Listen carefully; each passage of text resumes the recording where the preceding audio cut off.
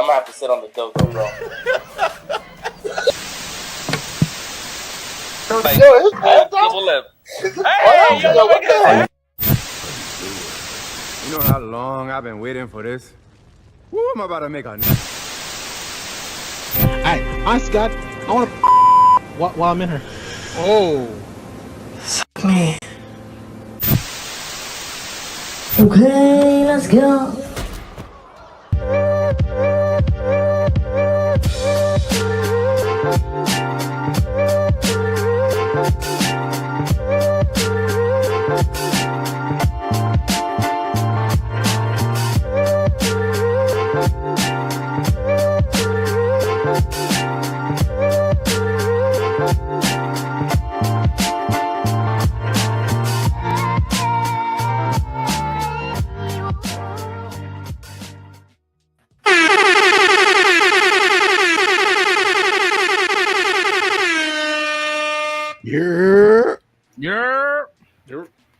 What's good? What's good? Welcome to Untitled Live, episode 230.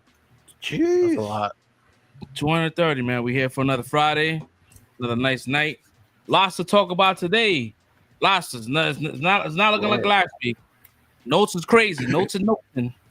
The noting. Is that a real word? I don't know. We made it one. We made it one, right? Whereas we got some things to talk about, man. Some Stephen A. Smith, LeBron talk. That beef is going crazy.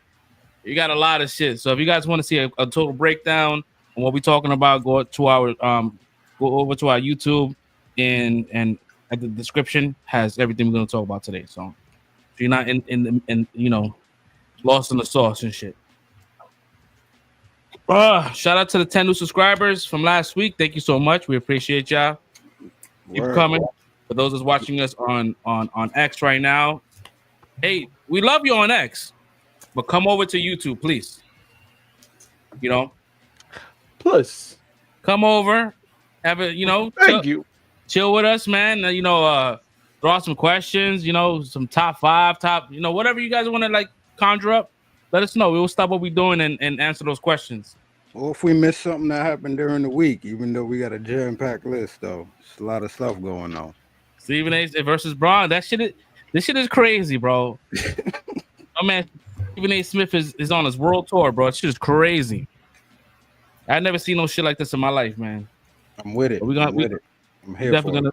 Y'all gonna have to fill me in because I know from the beginning it stems from Bronny or some shit like he said about Bronny. So I know it stems from that, but I didn't know it went further than that because I know they had he said the comments and then Braun approached him in the game, said little comments that he said to him at the game, and then I didn't know it went further than that, if it did go further than that. So y'all gonna have to fill me in. Yeah, we'll definitely fill you in because there's a lot of information. It's getting crazy out here in the streets, man. We got motherfuckers out there. Again, they car towed. I don't have this on the docket, but I just saw it right now. Some dude was like, some guy was it the red car? Yeah, and the woman's car got the head ran over. Yo, that shit is crazy. That's I was gonna send that to you too. I forgot. I was like, holy shit! But yo, like, not for nothing. A lot of algorithms are similar. Not for nothing, bro. Like, why would you even go underneath some dude's car? Like, if you look like he's unstable and he wants his car and like he doesn't want to take no for an answer, bro. Bro, that's not even a dude, bro. That's a woman. Oh yeah, a woman. Yeah. Yeah, that's just crazy. Nah, going to jail over a Kia is crazy, bro. You how cheap a Kia is, bro. Like, the car, bro. Like, you'd be surprised, bro. I mean, like it might not be just a Kia to her. Like that might be like her, a source of income. Maybe she drives around. Maybe she does like Uber delivery or something like that. If you live outside of New York, when you're in New York, you don't need a car. You could just take a, you could just take a train. You could take a bus. If you like living down in Florida or living down in like some rural area where you need a car, bro, they don't want that key, bro. Yo, you gotta pay that bill, bro. If you know you need that car, pay that bill, bro. They ain't playing with you. now you about to go down for attempted murder because you ran over somebody, bro, and then you left the scene. Jeez. Not only that you ran over somebody, you left the scene. So it's a hit and run at that. You know what I thought she was gonna do? I thought she was gonna be like, "Oh shit, now I'm in trouble. Let me just put this on the ramp for him." Because it looked like for a moment right. she was gonna drive up. I don't know why you thought that. You bless your heart, Stinky. You're a very pure person.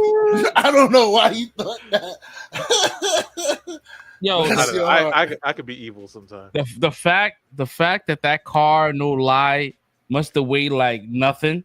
The fact that it ran over the dude's head and he was able to kind of like react, like that shit is crazy. The cars are. There's a He might have fractured something. Something might have got fractured. My man was breakdancing on the floor. I know he had God. So he had God on his side because his car should have been had like a squash like a watermelon, bro. You ever seen when a watermelon gets like splattered, like squished? That dude got his calcium. Yeah, bones are strong. Yeah, Stephen A. Smith is a fool, and Brown's about to get him fired. You know what? I will say that only if he was not talking on his own platform. Like I don't think he was doing that crazy shit over on ESPN. He was doing it in his own podcast, and that's I think part of his contract clause that he could able to do whatever he want outside of ESPN. Because normally when you like a pundit, like you have to like you stay within that ecosystem. Like you can't do your own branch out. You can't do your own like how Shannon Sharp, like he's able to kind of like branch out, have his own podcast that talks about everything else. But I think with Stephen A. Smith has that kind of same contract where he can kind of go and do whatever he want, like as far as like he does, you know, his own Stephen A. Smith. I don't think he's about to get fired. Cause if I'm not mistaken, they just renewed his contract. He's getting paid like a couple millions per show. Or something like that. Yeah. He just signed that shit. I think it was like 100, like 150 or something like that. It's a lot of money. It's a lot of money. So yeah, I don't think he's nah. That's like he's the biggest pundit in ESPN, bro. They're not gonna let him go. I ain't gonna hold you like I don't agree with him all the time, but if you want to say somebody's a LeBron James, he's a LeBron James of like sports talking, bro. Like yeah, I mean he's it's true. Yeah. He's the biggest name in the sports talking, bro. Like he's the biggest name because you start to think like, you know, who's out there, who else is out there like that? Like nobody else. Like only thing you could announce, you could talk about announcers, but not like people that call the game, but not him. You know, he does all that shit. You know what I mean? Yeah, I don't know. We'll get into that in a moment. So before we get into the topics, man, let's kind of get through our weeks to do a quick temperature check to see how everybody's doing. You know, I like to start off with the best, right? So we got Stinky. How was your week? That was good. Yo, Stinky, I love your week, man. You keep it short and sweet, bro. Let's move on. I love your week, yo. What did I do? I watched Daredevil. Let's see. I got tired of waiting for the dub episodes for solo leveling, so I finished the sub.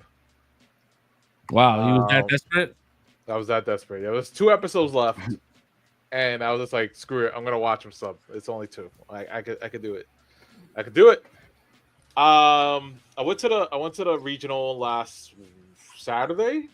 Yu-Gi-Oh regional. Yeah, tell us about that. Oh, yeah, nice. I got my ass fucking scraped. I got 2 wins, 3 losses, 1 draw before I quit. That's good, man. It's better than having no wins. Yeah, but you know, so I changed up my deck a little bit, you know, and I was testing out yesterday. I went to the card shop, hung out with the guys, and there was like my friends they were all kind of like going against each other, and so there was like this rando at the table, and he was just like, "Hey, do you want to play?" I was like, "Okay, sure." So I went up against him, and you know, I was screaming. He tried to do some move in game 1 because it's like a 2 out of 3.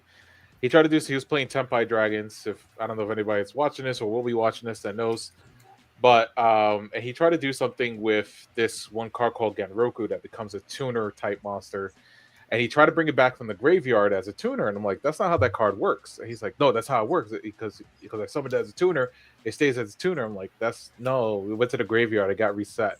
That's how that works. That works with any card.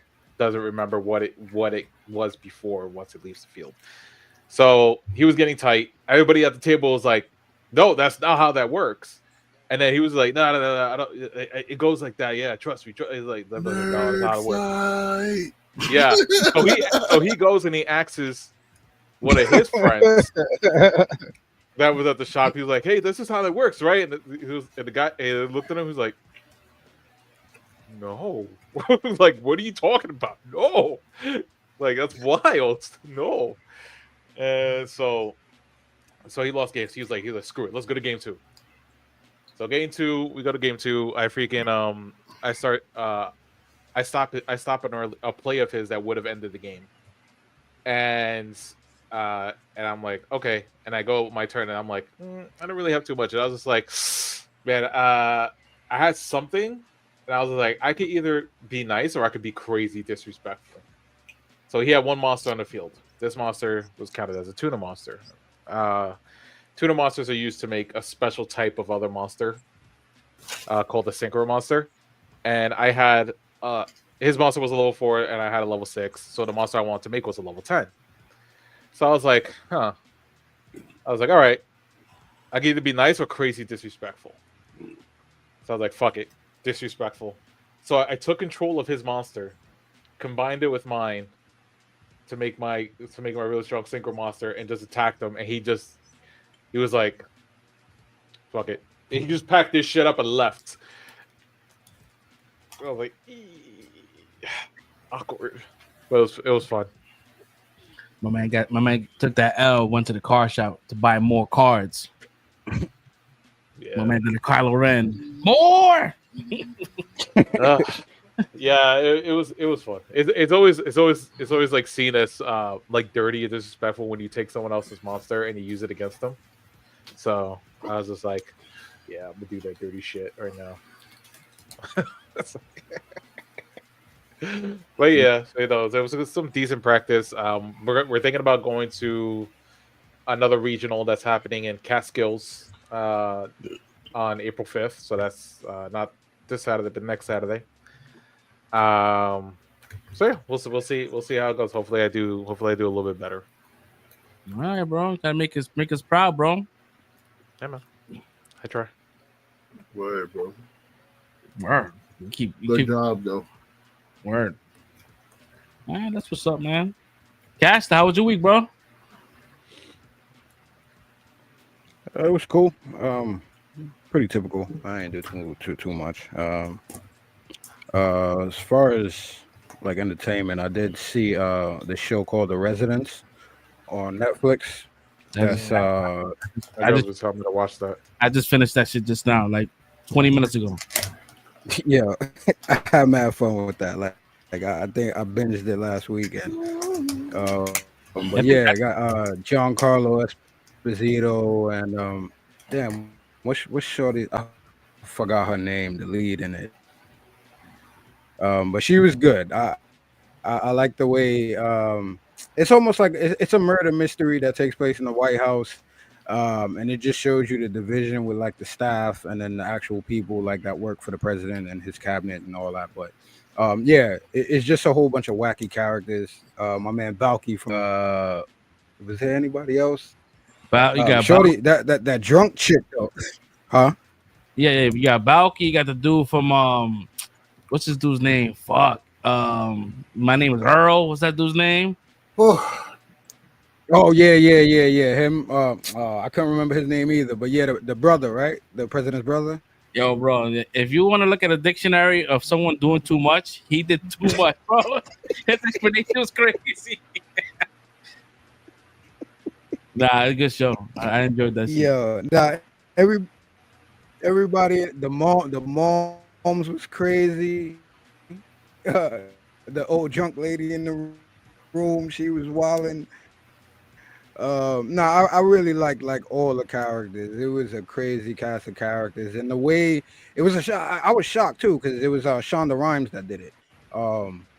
I think the last thing I watched from hers was like How to Get Away with Murder. They broke it down, and I really liked how her being like a bird watcher played into like how she was analyzing people in the situations and all that. Like it was real cool, very very funny. Highly recommend for anybody looking for just a nice little comedy series to get you through. But it was cool. Very smart. It was very very smart too how they got to it because I really didn't know who it was. They threw you off so many times in that story. It's crazy, but yeah, really good. I think that's all I really saw that was new. I think I watched another movie, but I can't remember what it is right now. But Other than that, it's been a pretty cool week. My son been getting like straight hundreds in math lately, so shout out to him. My man getting his act together, doing this thing. So shout outs to him. But yeah, that's pretty much it, man. It's been a real regular week. How about you? Pretty much the same. Not too much. I did watch a couple of things. Daredevil. That's always a given. Tracker. What else did I watch? I watched a movie Love Hurts, which it was not too bad. I didn't mind it. I don't want to spoil too much because everything is a spoiler in that movie. What else did I watch? The Residency. I watched that as well. Had a good time with that. I was watching a lot of old shit. I don't know what made me kind of go down this rabbit hole of like old 90s action flicks. So I started watching Patriot. What the fuck was it? It was a Clear and Present Danger. Patriot Games. Patriot Games. That's the Ford movies. Yeah, Harrison Ford. So I was going to my Jack Ryan mode. Aren't those Jack Ryan movies? Yeah, those are Jack Ryan movies, bro. Because I finished watching Reacher, so I'm like watching Reacher, and I was like going on this Tom Clancy binge, and I'm like watching Executive Order. That's like my favorite fucking Kurt Russell movie. I don't know why. You know what? I do know why. Because Steven Seagal dies like within like 20 minutes of the movie. I think that's why I like it so much. Yo, I was just watching something. Talking about how he was talking shit about Michael J. White too. Oh yeah, he's always talking shit about Michael J. White. Who? Steven Seagal. Steven Seagal can't fight, bro. Come on, let's stop this, bro. Stop this shit, bro. Yo, executive Decision is like one of my favorites, bro. Because I'm telling you, I was not a big Steven Seagal fan. I did like Above the Law, but like in this movie, bro, he dies so it's beautiful. It's beautiful. It's like within the first 20 minutes. Yeah, so I was watching that. I actually watched that today. Mm-hmm. I had a good time with that. I hemmed him up too during that movie. Yeah. Yeah, bro. Yeah, I watched Reacher, did that. That was the season finale. Was it 8 episodes last year? Last season? I felt like it was 10, but I felt like the season was shorter. Yeah, I think it's 8, but that's what I forgot to get this week. I gotta watch that. Oh, yeah. Reacher's done? They did all the episodes? Yeah, Reacher's done. Done. Time to binge. So we could talk about that shit tomorrow. I mean, next week. Time to binge. Yeah. What else? I was watching. I didn't watch the whole entire thing because that's crazy. But I was getting like Google alerts of the casting of Doomsday, which is cool because you know what? At first, people were like complaining about why they kind of doing this long rollout, but at the same time, it was like creating a dialogue, and it was a lot of like podcasters that would go online and we'll have conversations in between those 13 minutes, and it was pretty cool because it was like they was able to kind of like conjure up like speculation and all that kind of shit. I'm like, that's cool, and then I think it generated like 24 million something views, like just watching Chairs, which is crazy. So I guess they have to make up. With that ad revenue because they have to pay all these actors and shit. We'll talk about that in a minute. That's part of the docket. I think that's about it. Nothing too crazy. Mets are playing right now. The baseball season is back. I'm happy about that. That's about it, man. That's it. Just glad to be on this week. Red, how was your week? That shit was alright. You know what I mean? It was chilling. Working. Homing. I didn't really go do no movies things. I do plan on going to the movies this weekend though, because they got the part 1 of The Chosen Last Supper in theaters. So I'm gonna go check that out. Because I'm not trying to wait a whole another year to see the season 5, like I wait for season 4. So I'm gonna go check that out in theaters on Sunday. They got an animated thing coming out this year, right? What? They have like an animated film coming out by Angel Studios. It's Well, yeah, they trying to do a lot of stuff with getting the word out, trying to make the Bible more fun and engaging for people, you know. So they're doing a lot of these stuff. They're trying to get a lot of stuff out. I mean, I kudos to them, man. Like, more people need the word, especially this day and age. Like, the further we go away from God, the crazier we've been. Like, I don't know if people can't see that. Like, I'm not trying to be holy, you know, not preach the holy word here, but I'm just saying this is the observations I'm seeing. Like, you know, before we had God and everything, we were good. Now we took God out of everything, and we're going crazy up in this. You know what I mean? Like, But it's crazy because, like, I agree with you 100%, but others will see this as an attack on their person. I'm like, yo, bro, that's crazy. When you look at God and like, you can't like talk about that because he's not inclusive. Like, bro, that shit is crazy. That's the problem within itself. Yeah, bro, you gotta watch Joe Rogan. He talks about like how, like, you know, the progressive Christian stuff happened. He had Mel Gibson on the show, and they were talking about how the new progressive Christian era is happening, where, you know, people are like saying, "Oh, the Bible's not real because it's written by people. It's not really God's word," and they start interpreting stuff like on their own way. And him and Mel Gibson was talking about it, and they would talk. And Mel Gibson was bringing up some facts about like the how they got rid of the original Vatican and brought in the Second Vatican, which opened the floodgates for like all this stuff to happen, bro. So it's a good conversation Mel Gibson and Joe Rogan had on his podcast about that shit. So yeah, check it out when y'all get the chance. What else did I do? Oh, I watched Invincible. Saw all of Invincible.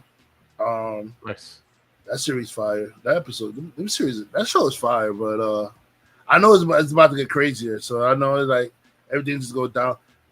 I was thinking, I say, yo, of all the worlds I wouldn't want to live in, Invincible is one of them, bro. I would not want Invincible to be like a reality. Like, nah, bro. Like, yo, you're dead. You're dead, constant, bro. like freaking Invincible just being dragged through people. Like, bro, you're dead, bro. You're dead. Like, there's no way he can't even save you. You're dead, bro. Like, I'm good. I don't want I used to say I don't want to live in Gotham. I definitely don't want to live in Invincible's world, bro. Like, so what would you pick, Gotham or that world? Over Invincible, I'm going to Gotham, bro. Like, you know, over Invincible, I'm going to Gotham. I have at least a better chance of survival in Gotham than I do, because I could be just in there cooking my egg. I wake up in the morning cooking eggs. Next thing you know, somebody's busting through my damn house, and then the building collapsed on me, bro. Like, you know, and I'm dead. Like, that's Invincible's universe, bro. Like, done. Yep. You woke up this morning and said, "Oh, I gotta go take a picture," and your arm is like flat. Your arms are like 2 blocks over. Your legs is like another couple blocks that way, bro. Like, your body parts just disperse. Now I'm good, bro. Like, I wouldn't want to. Great show though, but I wouldn't want to live in that universe, bro. Like, hell no, bro. You're not gonna be saved. You're done. You're done for. Let me see. I watched Invincible. Watch Daredevil. I saw the 2 episodes of Daredevil. I didn't really do much. I think I was just playing like COD and watching my YouTube shit, you know, going down the YouTube rabbit hole every night. I didn't really watch much movies. Yeah, well, the week was pretty standard. Yeah, it was good, man. Wow, look at that. We got through everybody's week, and it's only 25 minutes in, bro. Yeah, it was a light week. It was a light week this week, bro. You know what I'm saying? Word. I be working, man. I be tired, man. You know, walking around securing all these beautiful women, man, it's hard work, bro. You know what I'm saying?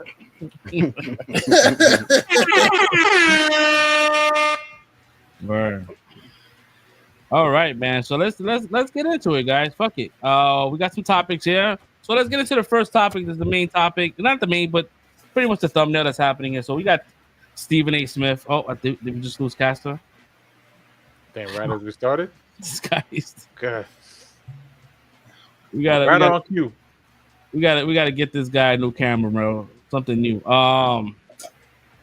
So pretty much. So we talked about this maybe I think 2 to 3 episodes ago, where LeBron kind of like, confronted Stephen A. Smith at a game I believe it was at the Knicks game in the Garden, and funny shit, yeah, and pretty much said, hey, keep my son's mouth out your son's name out your mouth. Pretty much, and I'm paraphrasing. I was about to say keep my son's mouth. Like what? Because I'm trying to remember exactly what was said, but I don't think it was like 100%. What was said. I think everything was been. It was close to the Will Smith shit. Like keep my son's name out your effing mouth. Yeah, and so since then, since that conversation, he talked about it in Sports Center, First Take, and it kind of like died down for a little bit. Then Stephen A. Smith has been going on this whole entire, this world tour. Like he's doing some like Taylor Swift shit where he's going to different podcasts and he's talking about the situation. And he pretty much said like, hey, listen, I would put hands on LeBron if he would put hands on me. And it started getting like disgusting as far as like what's being said. The LeBron actually went on a podcast, I think yesterday, and to be fair, I can understand him saying that. Like I'm not saying. I guess he's not saying he would win. I'm just saying that, like, if he puts hands on me, I'm going to defend myself. You know what I mean? Like, I can't knock him for saying that, bro. Like somebody said that shit on Twitter, right? Is like, oh man, Stephen A. Smith is acting like a gangster. I'm like, he's not acting like a gangster. He said he'll put hands on him as well. Didn't mean that he's going to connect with those punches. Yeah. Like he can lose. Like 100%.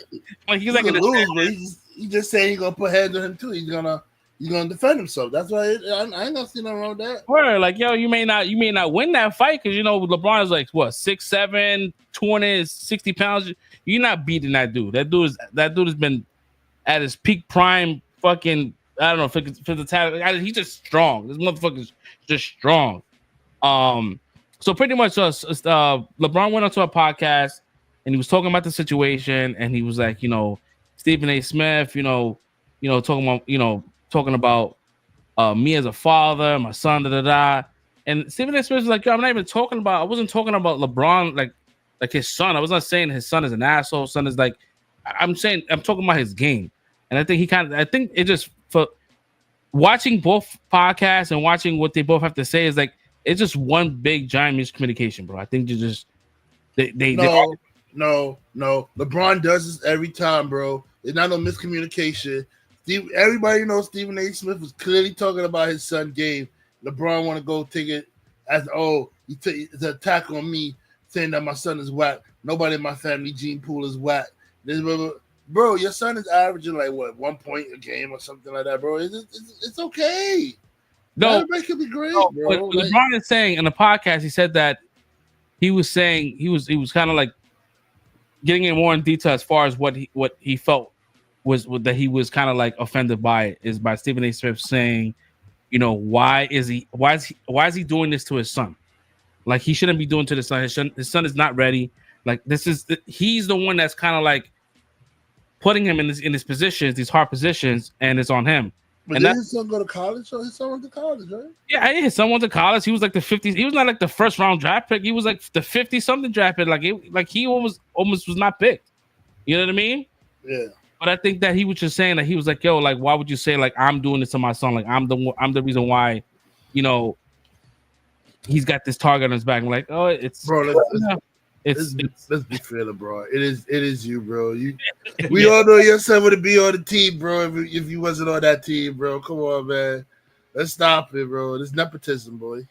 It's nepotism, and there's nothing wrong with nepotism. There's nothing wrong with like getting shit easier, bro. Like that, you don't have to like struggle. But I would give Bronny credit now. I mean, he's been in the G League back and forth, and he's been cooking the G League. I think he had like 40 something points.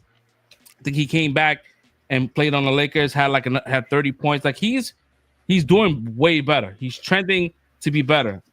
But like, yeah, it just he was in a Pat McAfee podcast. And he was also talking about his other dude. What's the other dude? What's the other guy he was talking about? He was like, oh, he's being weird. He was like, oh, he's being weird. I'm like, yo, this pundit has been like a LeBron like activist. Like anything LeBron did, he talked about. He never talked bad about him. But LeBron went on that podcast. Nick Wright? Nah, he's a big heavyset dude. What's his name? Oh, I know what you're talking about. Nobody likes this nigga. I forgot his name. Yeah, nobody likes him because he's like a LeBron lover.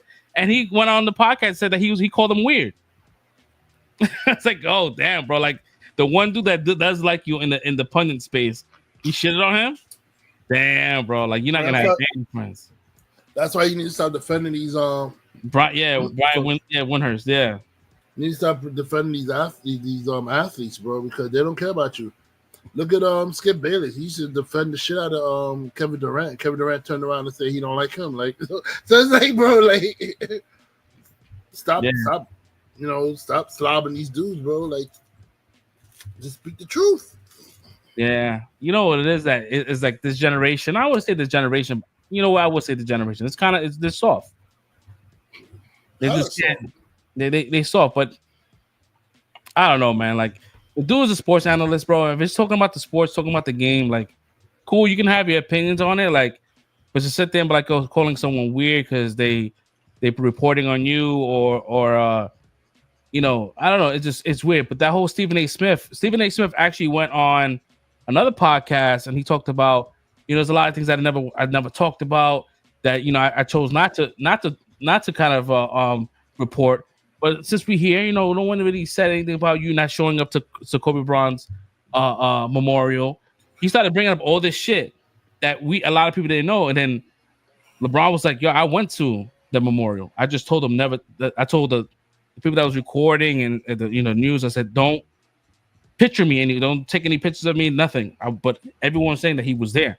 So I think Stephen A. Smith actually went on air to apologize and to say, I'm like, no, bro, that's getting too petty. Like now you're making it personal. You know what I mean? I mean, at least he apologized. He was wrong and he took it back. He backtracked it. Yeah. That's cool. Well, I appreciate that he did that. But like, yeah, it's getting to that point where it's getting nasty and it shouldn't be that way. Yeah, just move on. It's over. Like it's over. He talked about your son game. Say it says nepotism. He's not gonna retract it. Just move on. It's over, bro. Like I just don't understand. Like both of them, even Stephen A. Smith, it's like, yo, listen, any platform you want to get on, we can have a conversation, or if you want to do it offline, we do it offline. Like that's how he always been. That's how he always said that to all athletes. Yo, like he had a whole thing of why he talked about Ben Shapiro and the political stuff and all that kind of shit. And Ben Shapiro went and called him a jackass. They ended up having a podcast. Ben Shapiro actually joined his podcast, and they had a cool dialogue, and they pretty much like apologized. He apologized, like, my bad, I didn't mean to call you that. That was out of the heat of the moment. But like, yeah, Stephen A. Smith has always been like a straight shooter. Like as far as like, if you want to squash it, let's squash it. Like it doesn't have to be on TV. Just squash it. I'm not even trying to do that because that's, you know what, you don't want to have that kind of relationship with these players where you feel like your safety is questioned when you go out to these games. You know what I mean? He says Stephen A. Smith didn't have the energy for Kwame. He did it. He didn't, bro. Nah, you knew Kwame Brown was gonna put the hands on him. That's why Kwame had a little bit of a couple of screws loose, bro. Kwame was ready to put the hands on him. That's what it was, man. Yeah, nah. So yeah, I don't know. Oh, Cass is back. Casty?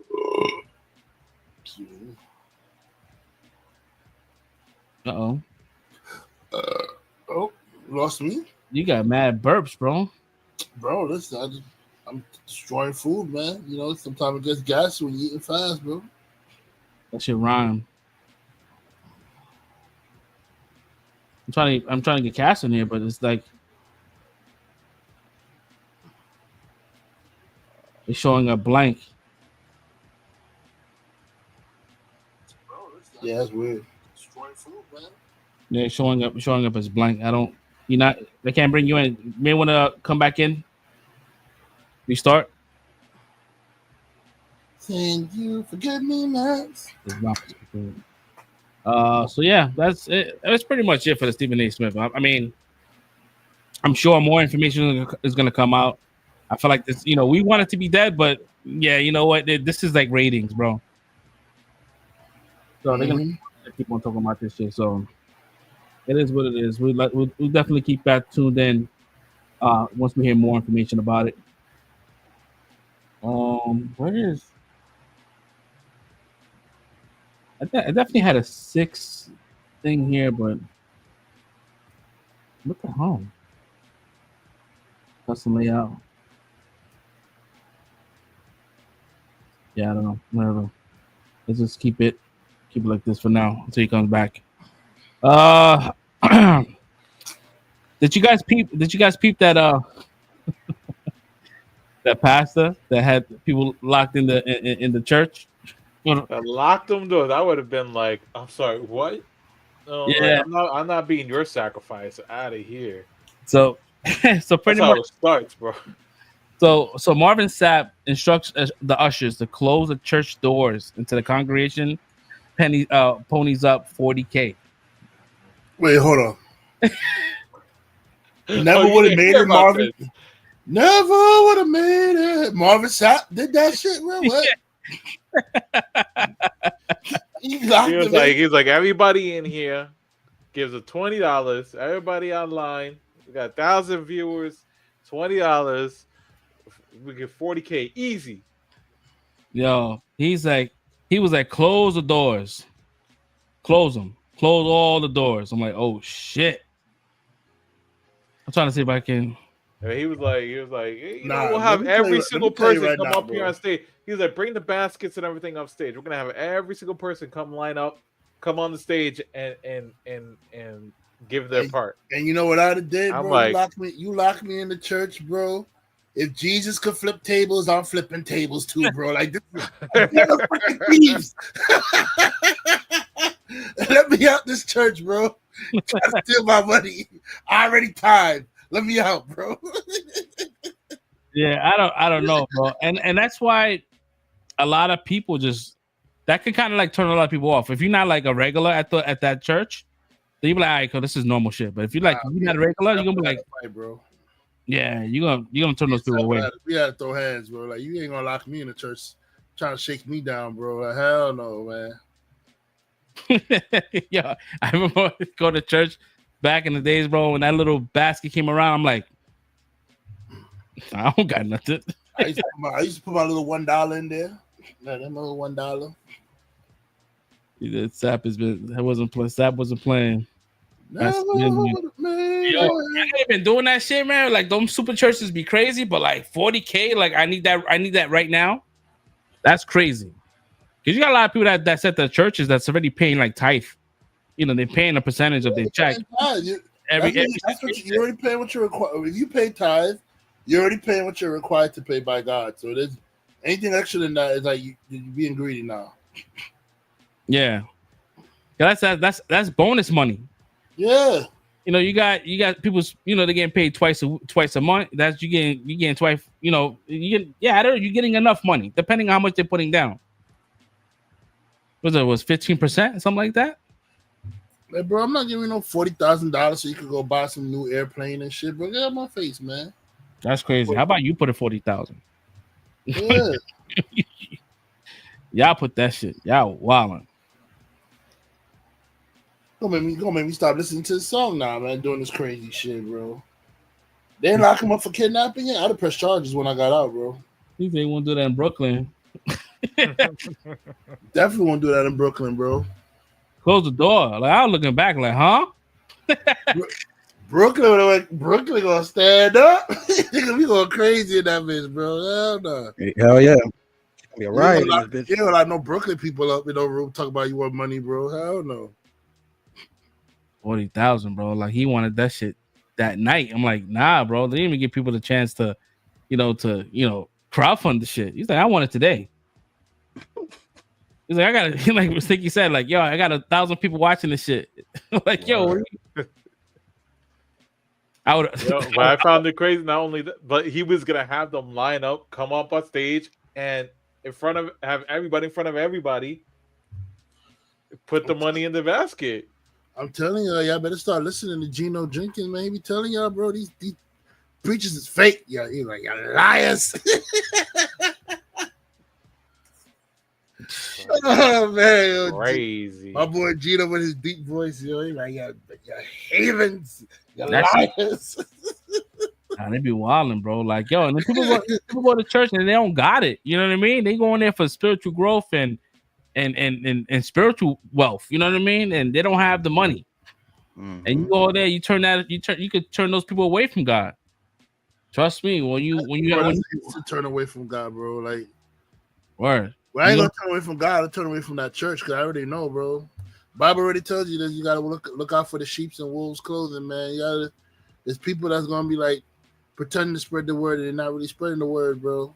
You gotta look out for that. It tells you. But again, like if you go in there and you have a weak spirit and you kind of new to the situation and this is your first time going to a church, and like you always had that stigma, like this, oh, they always ask for money, and you go there and they do that shit, like, nah, this is exactly why I never came.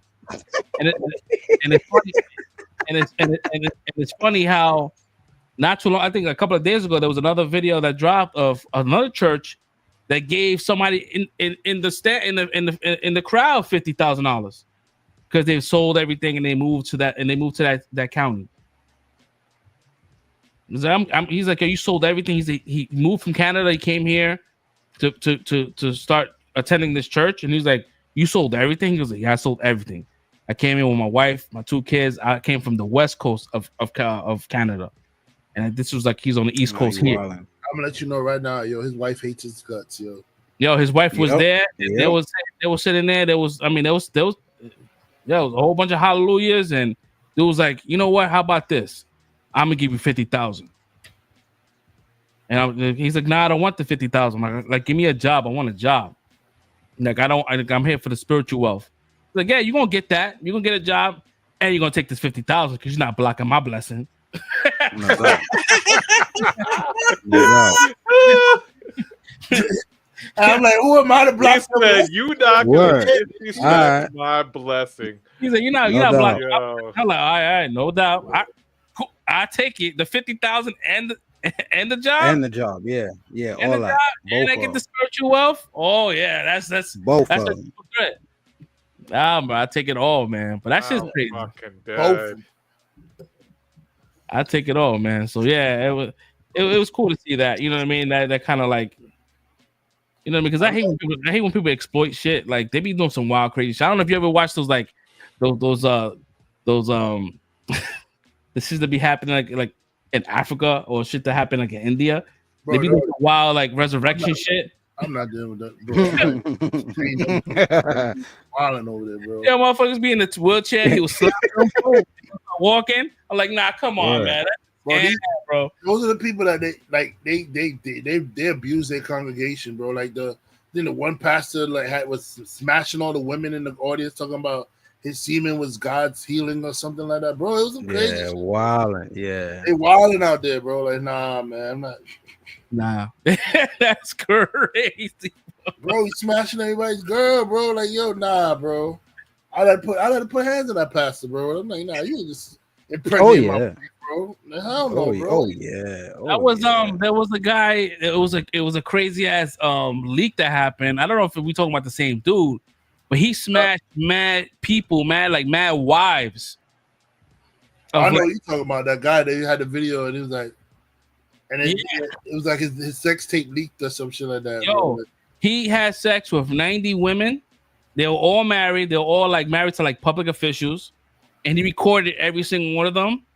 A pastor? And he got. Oh, I remember that. And all the women agreed to him recording those videos. So it's not like he was. It was like on some slime shit. No doubt. He recorded all that shit and all 90 videos dropped on WhatsApp. And he was smashing all. Wow. Bro. I remember that. Africa was on fire that day, bro.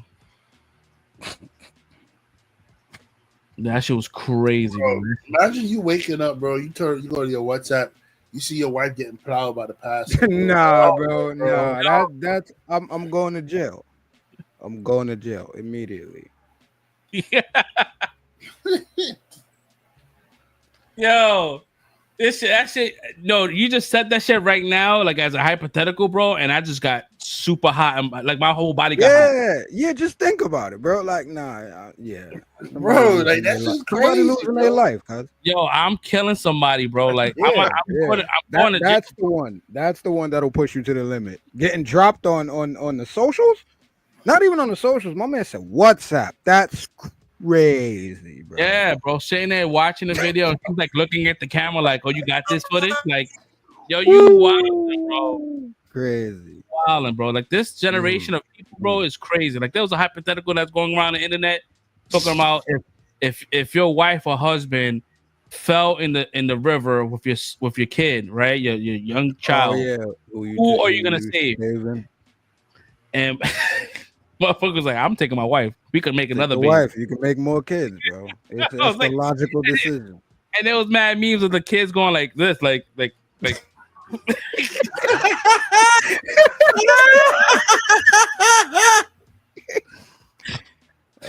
ain't gonna hold you. A lot of people gonna say this is how messed up the game is, right? So a lot of people gonna say they're gonna save their wife, right? But then your wife is gonna resent you because you let the kid die and to save her, bro. Yeah, yo, if you sword, bro. Yeah, but you know what? I seen a chick talking about that, and she was like, "Yeah, but I'll get over it though. I'll realize he made the smart decision." Nah, bro. Like she says that shit now, but yo, bro, she's not gonna be the same. You're gonna say I think she's the one that came up with this situation. I think that's where it came from. I seen her talking about it in the video just casually. That shit crazy. I don't know. Me personally, bro. Try Jesus, please don't try me. I got hands. Word up. Word up. Jesus. That's my man Toby. That's a good call right there, bro. I don't know, bro. I don't know. I don't even want to answer this question. No, man, I'm the first to answer the question. I just don't want to do it. No, yeah, that's a crazy situation. Yeah. Nobody really wants to think about that. But I mean, logically, that's what it is. I didn't realize churches was a job until like my pastor retired. I said, retired? What the fuck did he retire? What do you mean? You gonna retire from this shit? Yeah, it's a business. I thought it was a way of life. It's a job, bro. My whole vision of church is jacked up now, bro. It's a freaking job, bro. That shit is a full-on LLC, bro. Like that shit has a whole business, bro. It's just crazy. Bro. Yep, and they don't pay taxes either, too. They don't pay taxes. That's the separation of church and state. The crazy shit is my pastor didn't even want to retire. Like I said, he has a boss. I thought God was his boss. What the fuck? Yo, and it's funny. You have the pastor and you have like the board of directors, which is like the Bro, I was shocked, bro. My mind was flabbergasted. My mother was telling me like, the pastor didn't want to retire, but it was that he's at the part with the age where he has to retire, and they give the church to another pastor. I said, he has bosses. Yeah, the board members. He got pushed out by the board, man. When you see the vents on them. Word is a whole cool, bro. When you see those people that the ushers bring you into the them ushers, they vicious, bro. They get you out of there. Yeah. They got pastors coming down the fucking assembly line, bro. Like they got them. I got somebody for you. We got Red this week. Red is the one that got flipped this week. Pastor built this church from the beginning on his own, made it. But then I always wonder why his name wasn't on the church or something like that. I was like, why is it called James? I don't understand this shit, man. But all right, man, But I was shocked. I was like, shit, God's not his boss? I was looking at my mother was laughing at me, bro. Word. Yep. See? Yeah, my cousin too. Yeah. Yeah, nah, bro. It's a whole business, bro. It's a whole business. They gotta You got to keep shit afloat, man. Like you paying no salaries, bro. I didn't even know you just get paid. I thought they was doing this as like volunteer work. Like, it was bro, not everybody. Not everybody. Only some people. That's what the building fund is for, cuz. Mind is blown right now, bro. This is crazy, bro. That shit is a spiritual fucking mugging. This is you can't mug, bro. Yeah. It's the spiritual mugging. If Jesus was flipping the tables back then, yo, he's gonna burn the whole church down in these days, bro. Paying tithe back in the days, bro. That shit was just paying in bread and sheep, bro. He gonna kick the pews over in this day and age, bro. Like they want bread now, bro. Like I can't go to church with no bread, actual bread. Like, hey, this is what I'm giving. This is my 15%. Like, oh shit! There goes Jesus with the whip again. Yeah, we out here. Oh no! Yeah, bring my bread and wine, bro. Bring them just a random goat. Like, yeah, this is my monthly get tired, Oh bro. my gosh! I don't know. My mind is blown, bro. Oh, chicken dinners.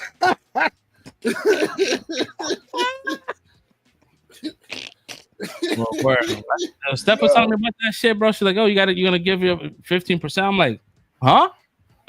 It's supposed to be 10. I think 10%. My bad. So 10%. I'm like, they jacked you for an extra 5. I was like, "No." She's like, well, "Who I give it to?" She's like, "Well, you give it to whoever you want." I'm like, "Who?" It's like, "Who do you give it to?" It's like, I give it to. She gave it to like this. There's a church right here around where we at, but then that shit closed down, so she started giving it to K-Love. I'm like, to a radio station? All right, I mean, I ain't giving no radio station my money, bro. I don't know, man. But it's 10%, and it's like, so like if you make 1,000, it's like what 100 or something. Like you gotta give $100 or something. Mm-hmm. So it's not bad. Yeah, man. Yeah. Shout out to Twitter, man. 42. What? Yo, Twitter, come over to Facebook, bro. Come to YouTube, man. Come to YouTube, Facebook, man. YouTube, man. We need those watch hours, man. Jump in the comments. All right. First person, you want to take on this next topic? Let me get to the notes. What we talking about? Martin Sapp. Oh, okay. Here we go. So everybody's favorite Andrew Tate is now going through another lawsuit. His ex, sorry, don't have the name right now, but his ex says that he choked her, hit her with one hand, choked her with the other, and then threatened to kill her. I don't believe that, man. He's an upstanding citizen, man. I would never believe that, bro. Come on. My man read learned from last week, bro. No, come on, not that guy. Yo, like damn, bro, they just brought your ass back in the country already. Yo, for Andrew Tate, bro, I look at him solely as an entertainer, right? He makes me laugh because he does a lot of clip farming. He says a lot of shit that's dumb as hell and it's funny, but I don't take it as like, all right, cool, it's the gospel. But yeah, but you saying that, I don't know. I can hear him say it. I can hear him say that shit, bro. Yeah, he was saying or she said that he said like he owns her, like woke her up trying to get it in the morning. She's like, yo, why do you want to do that? It's like, yo, because I own you, like you belong to me. Like if I can't do this, then what's the fucking point? Like, and I believe he would say some shit like that. I believe that he said that shit, bro. I believe that shit. I believe it. I was being sarcastic when I said no. No, we know. I believe that. He could that guy's a wild boy, bro. Like the fact that he's back. I don't know if he's back for good. I think he still like has his dual citizenship, but I don't know if he's back in Romania. But yeah, he came. He was here for a while, right? Kicked him out. No, they kicked him out. Yeah, they just brought him back here. They got him back here. They said thanks to Trump or whatever, and now my man been back here for like I don't even know if it's been a month yet, bro. Maybe, but already we in trouble. Like what is going on? So it was funny because I was watching some shit. Online, and one of the DA, I don't know who, trying to like press charges off the fact that he got charged out in Romania. I'm like, I don't think you can do that. That's not how it works, bro. Like you can't look at what he did in Romania. I'm like, you know what? I'm gonna press charges here. I'm like, nah, that's not how it works. Like, I get it. I get it if you hate him, but like you just can't make shit up, bro. It's like Texas can't charge you for crimes that you did in New York, bro. Like it's like doesn't work like that, bro. You got to do it in there. Right. Yeah. Territory, you know? Out of your jurisdiction, man. Yeah. I did see a video of him like shipping his Bugattis to the States. So I'm assuming he's back. Yeah. Somebody gonna steal them shits. All of them not gonna make it. Some might make it. All of them not gonna make it, bro. It's gonna be some of them gonna be somebody's yard in Africa or China, bro. You know what I mean? Not all of them gonna make it. That's a risky game shipping those cars, man. Let's see. Yeah. Yes, I don't know when. Yeah, keep it going, bro. You got some more shit. Oh, I was trying to get Shorty's name and all that. My bad. But it's basically, she's suing him for sexual assault and battery. Gender violence is in her lawsuit. She goes into more detail on the alleged choking incident that she filed with the police. So that just dropped on TMZ yesterday, I believe it was. Let me see what's here next. Oh yeah, okay. So former UFC champion Cain Velasquez. I don't know if we could call him a WWE star, but he had a stint there too, real quick. But anyway, he has been sentenced to 5 years in prison for attempted murder after he fired a gun at a man who allegedly molested his son over 100 times at a daycare. Bro, let that man out. Let that man out. Yep. What are you talking about right now? Yep. Let that man out of prison, bro. It's a travesty of justice right here, man. That's crazy. It's crazy. This is the situation where you say free him. This is the one. Nah. Let that man go, bro. What are we talking about, bro? Who even said guilty on this trial, bro? Yeah. Who was in the jury box for this shit, bro? I definitely would have been like, not guilty. Mm-hmm. Hell no. Damn, yeah, that's just crazy, bro. That's one thing that like it. Yeah, I don't care. I go to jail if somebody, God forbid, something happens to my daughter or my son, bro. It's a wrap, bro. Yeah. I'm not. My impulse is gonna be at an all-time low. Mm-hmm. All-time low, bro. It's like that father who waited by the phone booth, waiting for the guy who did his son dirty to pass by. Then he came behind him with the gun, like bang. You ever seen that clip? The father went by the phone booth and said the cops don't see him, and then he go right behind and do the shoot in the back of the head. Bro, man, let that man go. He's innocent. Yeah. That's one thing, but I don't like pedophiles and bullies, bro. I can't stand them. Burn them dead.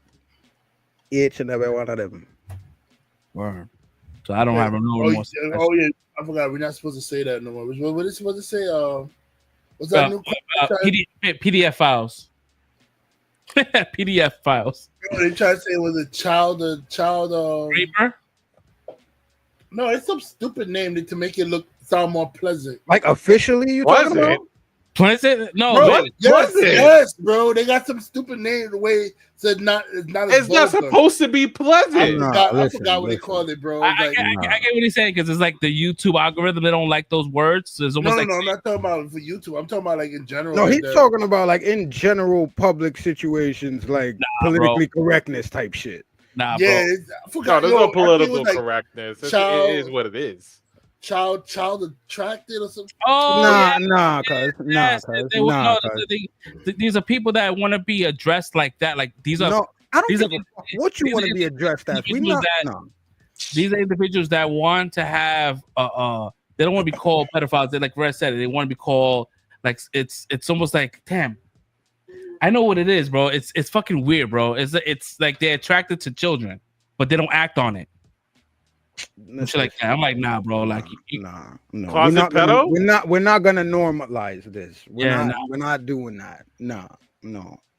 Minor attracted person. I had to look it up, bro. Minor attracted person. Bro. No.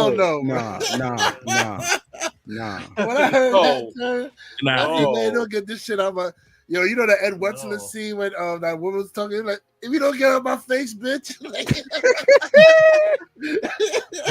Yo, that Ed Wetzler scene from the Boondocks, that's me when I hear that shit, bro. I'm like, you don't get out my face that shit, bitch. Nah, yeah. Talk about minor attractive person. Yo, you're a pedo, bro. Nah, you out here trying to garner respect from people. Nah, bro. Y'all tripping. It's not like it's not a sickness. I can't handle. I can't. I can't hide it. This is like a track because I'm like, nah, bro. Come on. Okay. Nah, bro. Mm-hmm. Go see a psychologist, man. Go ahead. Go ahead. Try to touch another child, bro. You're gonna lose your shit. Steph said, minor track, MAP. Yeah, I don't know, bro. Well, listen, academic discussions and all that, I get it. That's cool. We're not gonna normalize this. Nah. He said we're not gonna normalize this. Nah, I'm not. Yeah, because it's like I get it. You're trying to slowly make it okay, and it's not. No, I'm not budging on none of it. Yeah, my bad, Fresh. Go ahead. No. I get what you're saying. Yeah, like you said, it's just like it's to have a discussion, a discourse. Yeah, academics and psychiatry conferences and things. I get it. Yeah, cool.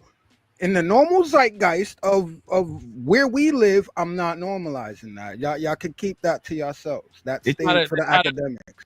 They try to be like how, like they will say, like you can't call a kid autistic. You have a child with autism. You know what I mean? It's like it's the same kind of like. You try to normal. I don't know. It's weird. Autistic is offensive now. What the hell? Yeah, I didn't even know that. This is we getting out of control, man. Child with autism. I mean, listen, that's fine. Cool. Like that's not like it's not gonna, ruin my day if I have to say it that way. But like, yeah, nah. Calling someone an NAP, nah, bro, that's wild. Nah, I don't mean the autistic. Well, okay, fine, whatever. I'm not gonna argue that, but the pedophile shit, no, bro. I'm not. Nah, no way, bro. I'll sit there like the fucking smart gremlin talking about pedophile. Mad good points. Pedophile. Like, it's a word for that. Yo, it's crazy. I know that YouTube does not like the word pedophile, so I'm sure this is gonna get like age restricted. But okay, we can call him Geppetto. Okay, we ain't for the kids anyway, man. Geppettos. You bunch of Geppettos. How about that?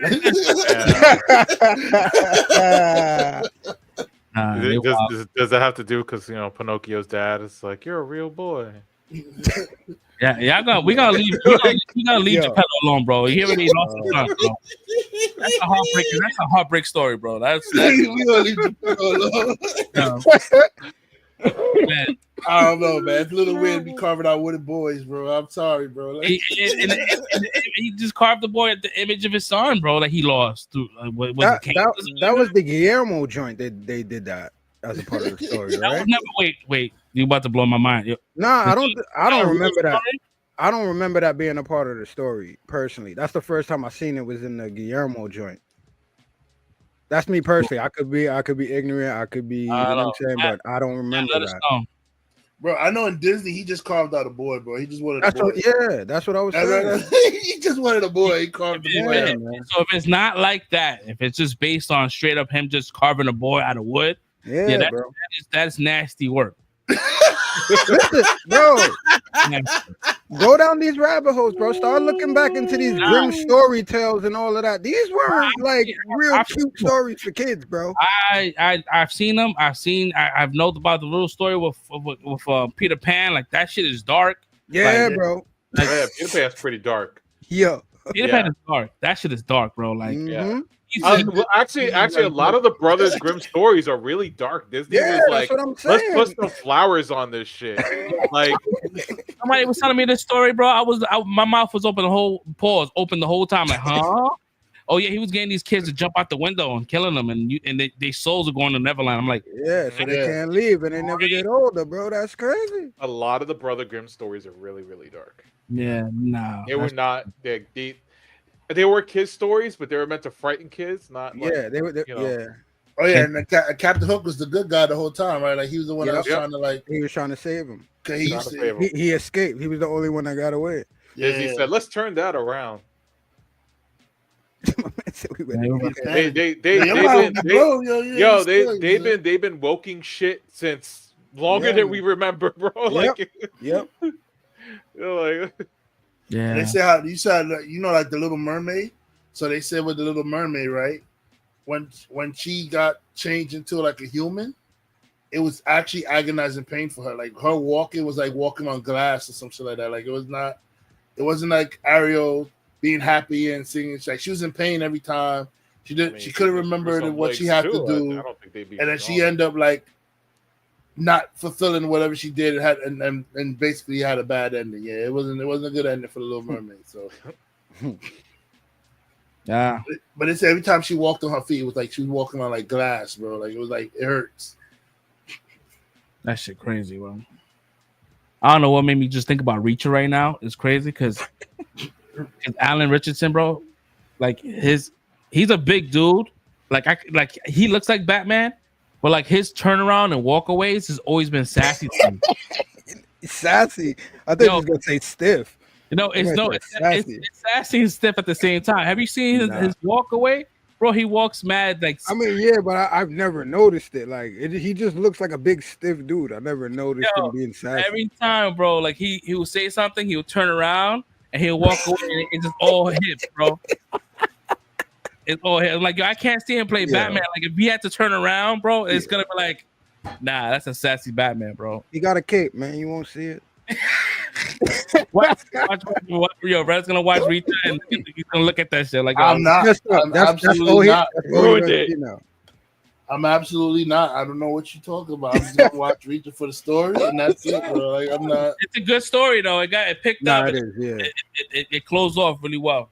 And since we talk about sassy Batman, there was no sassier Batman than Val Kilmer, bro. Like, come on. Oh yeah. Yeah, he was definitely sassy. Yeah, it was sassy Batman, bro. Man, stayed out there with the duck lip pose, wilding. Had the bat suit with the butt cheeks and shit. I was like, what do we need to see that for, bro? We didn't need to see that. Like, this is a pause moment, but he had like some very distinctive lips, bro. Like I could tell, like that's Bruce Wayne. You don't need dude with lips. Very distinctive, bro. Yeah, word. Like Joel Schumacher came in here and said, how can we sexy up this bat suit, bro? Put some butt. Give that shit a butt. Give that bat suit a butt and some nipples. Give some nipples on that. Some nips on that suit, man. Yo, he was a horny ass director, bro. I'll tell you one. You don't know about Schumacher, bro? Schumacher is wilding, bro. Like with the close-ups, turnaround close-ups, bro. All cheeks, bro. Come on, bro. Yeah, he was the one that was really sassy. He did it for both too. He did it for Batman and the Robin. He saw the cheeks. Wow, bro. Yeah. Our generation, bro. I wasn't ready for those cheeks, bro. It's crazy. I don't know how we got here. Oh yeah, rubber back cheeks, bro. Wow. Joe Schumacher sitting there like, yes. Word, yes. Yes, this is what I'm talking about. The fact that shit made it through mad fucking screen tests, bro, and no one flagged that shit. It's like, yo, this is wild. Oh my god, bro. I think because he came in to pick it up, I believe. Because I think it was supposed to be Burton. And then something happened and he came in, so I don't think they had too much choice. Yeah, Michael Keaton said he was doing part 3. Yeah, they wilded it. Oh, I heard Robin Williams was supposed to be the Riddler in that joint too, man. And they was gonna make my man they was gonna turn Billy D finally into Two-Face. That would have been fire, bro. That would have been crazy. That would have been a fire third movie, bro. But I don't know why they still didn't keep Billy D, because I mean the Batman is still supposed to be the Batman Michael Keaton was playing. Yeah, it was like this motherfucker. It's Michael Keaton just had Villago or some shit. Just dyed his hair blonde. That's all it was. Like how the hell did he go? How the hell did he change from black to white, yo? What the fuck? Those are chemicals, bro. Yeah, man. You know, it is what it is, man. Billy D was that guy. I ain't gonna hold you though, but I really do like that movie though. And like, it's low key one of my favorite Batman movies, other than the first two, because the first two are the better ones. But one of my favorite Batman, because the soundtrack, I should say, I like the soundtrack for that movie. With Kiss on the Rose,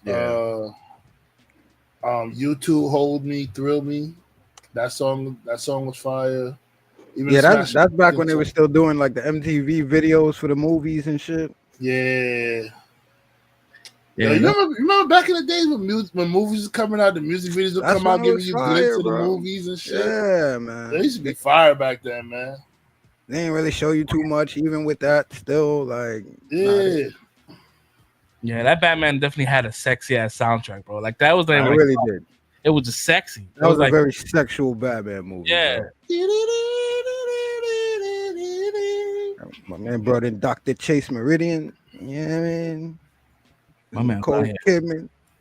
Yo, Nicole Kidman was she's still fire though, but she was fire back then, bro. Like Nicole Kidman, fucking Michelle Pfeiffer, man. Oh, that was blonde Michelle. That was blonde Jennifer Connelly back then. Nicole Kidman. Oh my god, that was the blonde version of Jennifer Connelly, bro. You had Nicole Kidman and Jennifer Connelly, man. You can't go wrong with those two. They was married to those two women are lucky mofos right now, bro. Wasn't she with Tom Cruise? Am I tripping? Well, Tom Cruise fumbled the bag, man. He fumbled that shit. Yeah. She with I think she with that country singer now, Keith Urban or one of them dudes, bro. Nah, bro, you wildin'. Peak soundtrack, bro. Peak soundtrack. That shit, more money. Them shit had some peak soundtracks. Boomerang was definitely. That was crazy. Nah, Boomerang, hell yeah. Shit. They had, my favorite songs on that soundtrack. End of the Road, Boys Man. Wasn't Tony Braxton on that too? I think so. I can't remember. Was that another sad love song? Yeah, man. Nah, yo, movies was fire back then, man. They churning out whack shit now, man. To the end of the road. There used to be events with these. It's funny. We always talk about this topic. You know, we always talk about this shit because this is the last time we talked about the Baby G shit with the fucking strike. We'll get to that shit, bro. Like that was soundtrack was I was in early 90s, late 90s to like early 2000s. Like 2003 was a cutoff point to me. Bro, they got you hyped to the movies before you go see the movie, bro. So you know what I mean? You hear the soundtrack, then you like, I'm going to the movie. And then you hear the soundtrack in the movie, you gave him more hype, bro. Like, oh. Oh, yep. Love should have brought you home. Oh, yeah, with Shorehead Hallie. Oh, Jesus Christ. Yo, I'm about to watch Boomerang tonight. Like I said earlier today, when I watched fucking Executive Decision, bro, Halle Berry was like a third movie, bro. Short hair Halle Berry. And I'm like, I forgot she was in that. And I'm sitting there like at the end of the movie, like they become like her and Kurt Russell becomes a thing. I'm like, damn, bro, how she still looks that young. You know what I mean, she's looking older, but she still looks great. Right, I'm like, yo, my man. Shout out to Halle, man. Halle Berry, bro. Oof. Monsters Ball. She got that Oscar. Make me feel good. My man Billy Bob. She should not have to do that with Billy Bob to get an Oscar, man. I know, Fuck right? for that. They're mad dirty for that shit, bro. My man Billy Bob didn't win nothing though. He was cracking. He won already. What you gotta win? What you mean? My man won for life, movie, bro. You won. You got all those memories for life. My man was smashing those cheeks like fucking DMX was smashing Shorty Nelly, bro. Hell yeah, Terrell Hicks was bad as shit too. Baby oiled up like a motherfucking belly. They kept stopping the scene, showing the bird in the cage. Stop showing the fucking bird in the cage. I'm trying to get that bird, nigga. You mean open it out? Nah, we sound mad horny right now. What's going on with us today? We sound like it is what it is right now, bro. My man said gooners, bro. Yes, let's bring in the younger crowd. Yes. My man hit us with the brain rot term, bro. Gooners, yo. You fucking gooning in this bitch, bro. Oh man. I don't know what that means. I was at work today. I found out from one of the girls that Scarlett Johansson had what movie? A beauty line that was in Sephora, bro. And then she visited the store, like the girls got to see her. I said, wait, Halle Berry was in here? I mean, not Halle Berry, Scarlett Johansson was in here? It was like, I said, yo, I would have lost my shit. Would have ran right to the bathroom, fucking rub one off, bro. Bang bang. Nah, for later. He's a young brother. That's just crazy. When you don't have no impulse, bro, you can't wait till you get to the crib. He like nigga jerking off on a stall is crazy work, bro. mental too. You got no visual stimulation, all mental.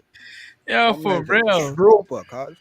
How you doing that shit, yo? That shit's crazy. Man, I be fapping your shit, nigga. Hey, you fapping your shit from the bathroom door, like fat. Like, they're like, whoa, what the I saw a video of the dude was taking a shit, and the guy was in the store right next to him, and you see the silhouette of some dude jerking off.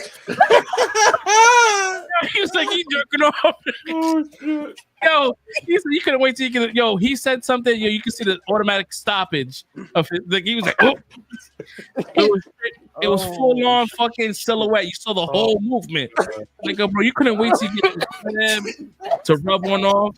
Bro, you did that. Just reminded me of a wild story, bro. It was back a Best Buy story, bro. Fucking, we get told like, yo, there's a dude in the bathroom, like, yo, we don't know what he's doing in there. It's looking crazy.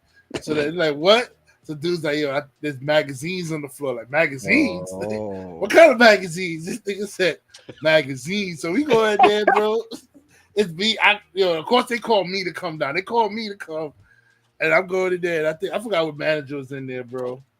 I want to say it's either Benitez or Chapman. I can't remember. It's one of them two, bro. But I know we go there, and they're like, you kind of hear like you hear the flap. You hear the flap. No. So, bro, No. so then like the door closes, and then he gets quiet. He stops because he hears people coming in. So he stops. We see the magazines on the floor. So like, you can see the feet from the bottom store. So we stand outside his store. And then the dude is like, can I help you? And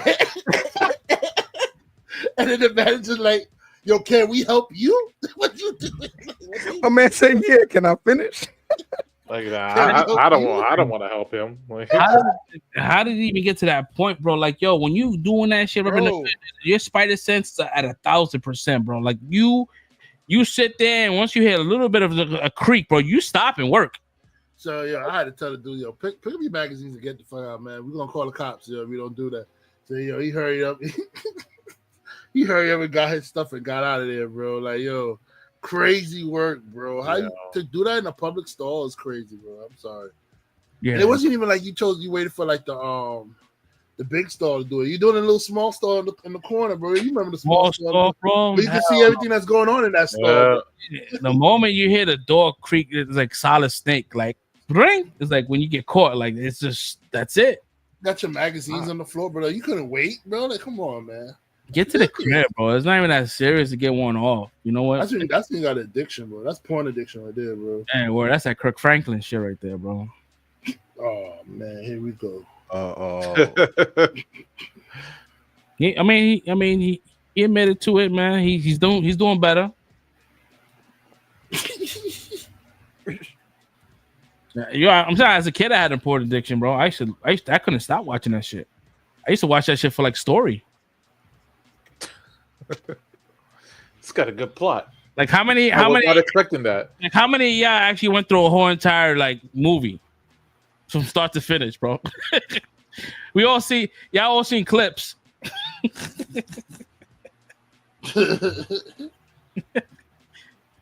I've seen whole movies, whole plot lines. That shit is like it's like a Tubi movie now. Tubi movie. Or y'all don't even know how we got here, bro. We fucking veered so far left. This was like a good 20-minute leftage. I don't know. I mean, I know what the topic was. I don't know how the fuck we got there from there though. Like, yeah, I don't know. I know. No breadcrumbs. I got no breadcrumbs. Yeah, I don't got anything, man. I just say go. Just go to the next topic. All right. Well, Tiger going Tiger. On Sunday, Tiger Woods goes on Instagram and goes official with Vanessa Trump in a snuggled up photo. And for the people that don't know, that's Donald Jr.'s ex-wife. Have at it, fellas. Donald Jr.'s ex-wife. Oh, he must be real tight, bro. He's mad at you. You tight, yo. You tight. She's taking that black schlong. Nah, you tight, bro. Mm-hmm. I mean, he's black, but he's also Asian, so it could be, you know. Hey, yo, she's freaking fine as hell, bro. I had to Google real quick. Yeah, man. They only pick supermodels, bro. So I'm a my man said, well. My man said, well. You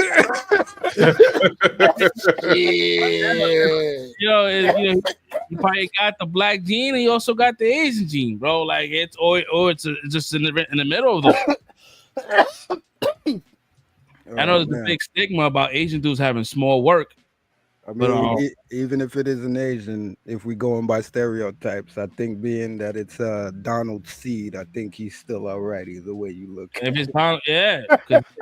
From what I heard, like they work is small too. So based on Misty. Oh yeah, he not packing. They're not packing. Bro. Yeah, I heard they got chodes. They got chodes. Miserable people ain't packing, bro. Exactly. They're miserable, yo. Exactly. That's why they're miserable. They're not packing, bro. Straight fucking bush, just like she is never going back after Tiger, bro. That's over. It's over, bro. It's over. She is never going back after Tiger, bro. And even if they done, she's not going back, bro. It's over because you lost her to the streets. Yeah, Tiger's nasty too. He's out there in the streets. Nasty work. Tiger here.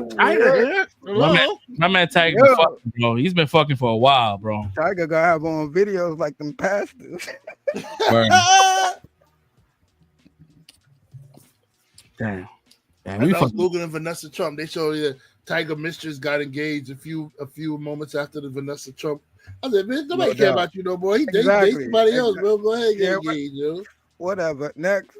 Try to announce that you engaged. Nobody cares.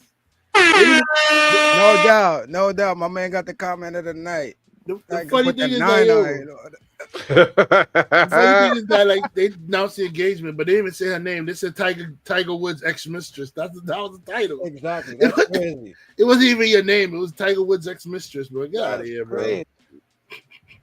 Yeah, that's like worse.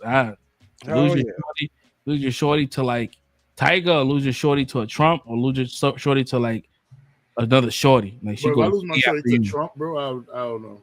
Yeah, that'd be the worst to me, bro. Worse than a shorty just switching teams? Yeah. I lose my shorty to a Trump, bro? Nah, man. All right, man. I can take a wood, y'all. On to the next one, bro. No doubt. I'll be right back. You might want to hear this one, right? I gotta go. I'll be right back. Well, anyway, Dank Demoss lost her lawsuit against Lyft, the 400-pound rapper who tried to sue Lyft for the driver. You should have waited for him to come back for that one. Let's go to another topic. Let's come back to that. All right, next one. The Hawk Tuah girl got a documentary in the works, developed by the studios behind Cyber Sleuth, The Idaho Murderers, and Surviving Jeffrey Epstein. Okay, all right. So this pisses me off. All right, so the Hawk Tuah girl got famous or some shit that we never saw her do. Right? She just talked it. She just said it, and she got famous. Cool. I'm not knocking her, but then she came out with this cryptocurrency shit where she scammed a lot of people out of money, out of millions, right? Mm-hmm. And she pretty much was like she kind of like disappeared. No one knew what happened. Like people like looking to sue, whatever. Like her career is over. So Don't she got a podcast now? Don't she got a podcast though? She had a podcast called Talk Tuah. Talk Tuah. Word. So yeah, like so pretty much she had this. She made this crypto. It was a Tuah coin. That was the coin that she came up with. And when it opened, she did some kind of like, for what they're saying. I'm not saying that this is like alleged that she did some insider trading. So she had a whole bunch of her friends buy up a lot of coin, and other like fans were buying up the coin, then they sold it immediately. So like it was bad. It didn't look too good for her, bro. And some dude came and she was on I think she was on one of those Twitter like a Twitter podcast. I forgot what they call those things. And somebody came in and I guess this guy was like a big crypto dude, and he was like pretty much like pressed her like, how do you feel good about this? And he broke it down as far as forecasting, and she's like, I don't know, because she's country. Mm-hmm. And again, she has no idea like the shit that she. I'm sure there's pending cases right now. She better go to jail like Martha did, bro. Like, listen, Martha went to that camp. She went to like prison cupcake or something like that. Camp David. She was just chilling, bro. She got paperwork. She good. She good in the street. She can go anywhere. She got that good paperwork. She ain't snitch or nothing. Word. Like, I don't want to talk. I know this is off the docket, but that whole I don't know if you guys been peeping that whole Big U shit. That shit crazy, bro. I just heard. I heard about that shit is crazy. Like, I don't want to go into that realm of coverage. Like, I don't want to be in that side of this space. But yeah, based on what I'm seeing online about Big U is pretty much like a very prominent dude out in California. Pretty much like, if you're a rapper and you move a certain way and you go to LA, he's the guy you check in with to be like safe, right? Stay from like other people, kind of like, they call it checking in, and other people look at it as extortion. Like, if you don't pay him, then you're gonna get touched, right? Mm-hmm. And so like, pretty much like, there's a lot of paperwork that's alluding to him orchestrating like the killing of PMD Rock, as well as Nipsey Hussle. PMB Rock. Yeah. And that's just looking crazy. So he got picked up on RICO charges. I didn't even hear about him. I just heard about the Nipsey shit. You just now put me onto that, and that's even more crazy. Like, and it was one of the guys he had used an interview. He's like, he was in Roscoe's with like, he was there with his lady, as well as this other Rock was there with his girl. Yeah, I thought it was the girl that set him up. Nah, he was wearing on his chain, and he was like, he didn't check in, and he was like, he knew that they was gonna come for him. He's like, I'm not gonna he should have just gave it up. But there was a whole bunch of shit that was happening that was saying that Big U was orchestrating all this shit. Like, I was like, damn, that shit is crazy, man. Like, if that's true, because I think what killed Big U's whole shit is that he had, I think his son was in he ran like a football camp or some shit like that, and his son was in the program, and his son's best friend ended up coming up unalived.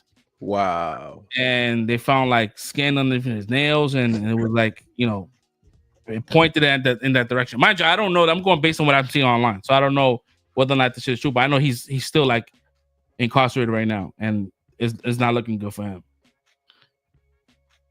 And me, not the guy, I've never been to California ever in my life, and for years I've heard his name, Big U. Like, the fact that he had mad influence, that people from New York knew who he was. I'm like, yeah. I mean, it's crazy how this culture, like rap and shit, like you have to check in. Like you think Taylor Swift has to check in? That's what it is.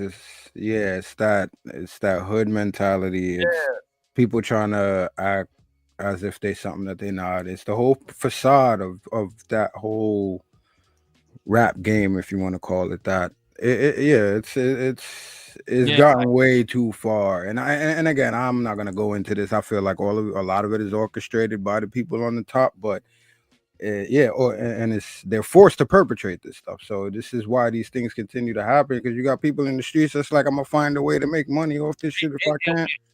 And what's crazy, like, you have a lot of these people that really don't care if they're being called a fucking rap. Like, there's a couple of people like, listen, I'm not gonna throw my life down, I'm telling. And it's like crazy how like people were like talking mad shit about 6ix9ine, and you look at it, 4 years later, it's a whole new culture of people just telling.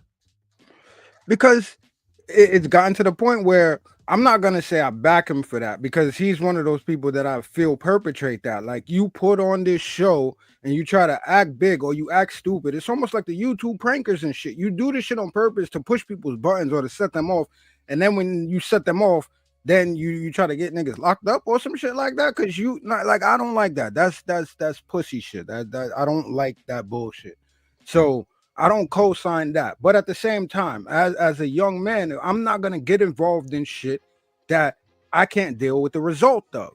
that's just me, and that's how I teach my son. You know what I'm saying? If you can't deal with the outcome of the shit, don't get involved in it. But you got these people trying to act big and try to portray themselves as something that they're not, and then they get caught up in this shit, and then you want to start ratting people out. Yeah, that's what I call a rat, because that's bullshit. You want to play big man, and then when you get caught, or you got to deal with the consequences, now you want to point the finger at everybody else. Nah, bro, that's crazy. I ain't with none of that shit, bro. But we come from a different generation too, like as you said. Like now, this generation now is all on that telling shit because they all grew up following this dude that you talking about. Yeah, got these little rainbow hair kids running out here with their nails painted and ratting on everybody. This shit crazy. It's crazy. Like we came out from an era of the drug dealers, and now these kids are coming up with an era of the users. The and you see these dudes, you see these rappers, like they look like Pookie and shit. Mm-hmm. They're saying that like with their arms close, and they're like, I'm like, was that shit cool now? Like that's getting you bitches, and you look at their Instagram, they get bitches.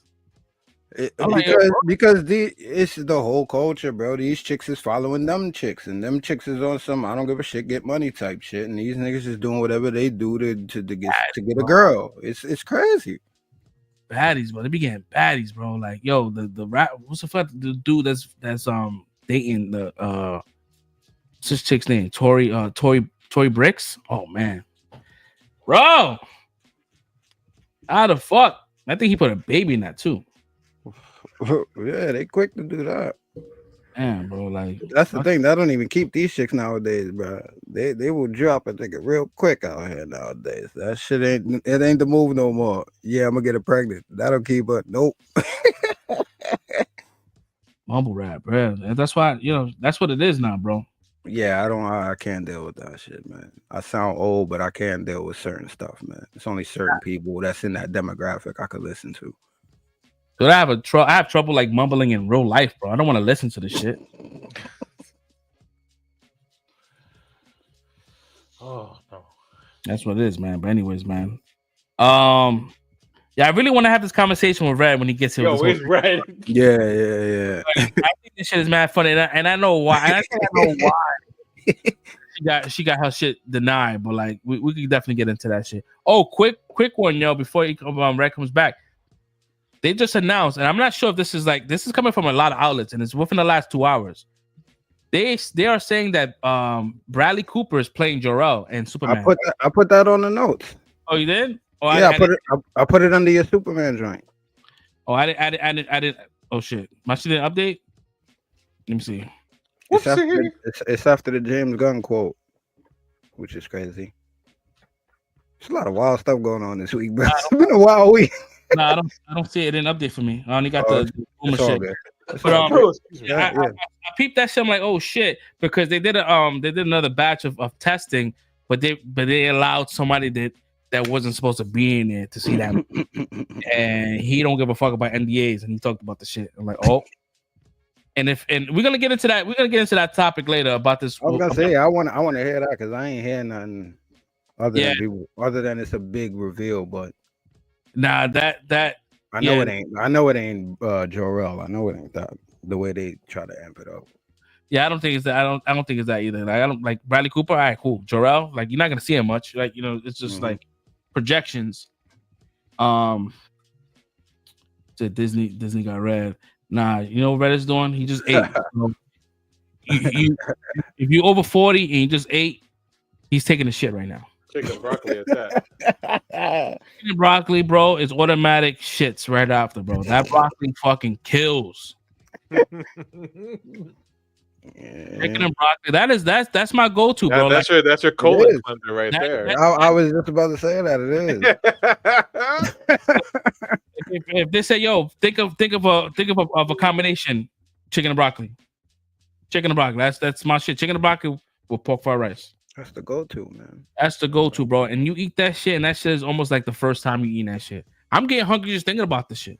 Yeah, man. Brown sauce, some scrambled eggs up in that fried rice with the onions and the.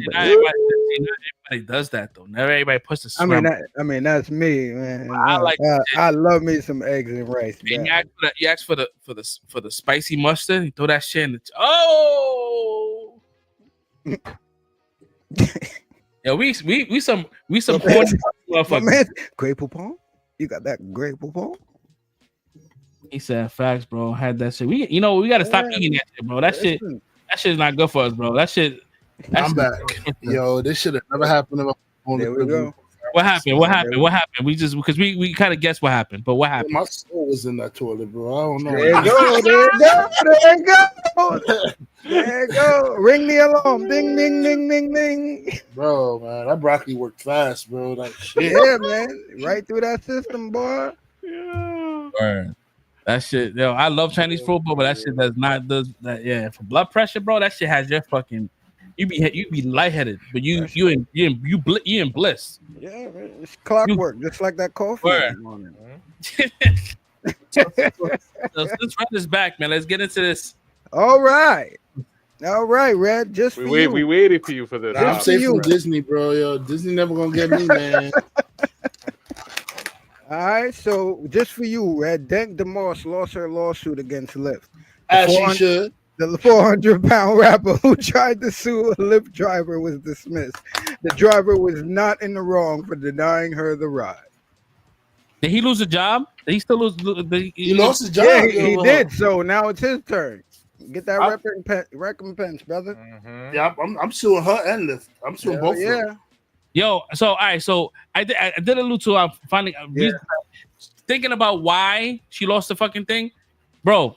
If you remember, like she was on the Breakfast Club not too long ago, and she walked in, and she sat on one of the chairs, the regular chair. She goes, "Y'all don't get anything bigger than this." Yo, I remember that. And she like, what? Like anything bigger? They brought a fucking couch. They brought a half of a sectional, and she goes, "This is what I call accommodation." Bro, the lawyers looked at that shit like, yes, yo, it's crazy.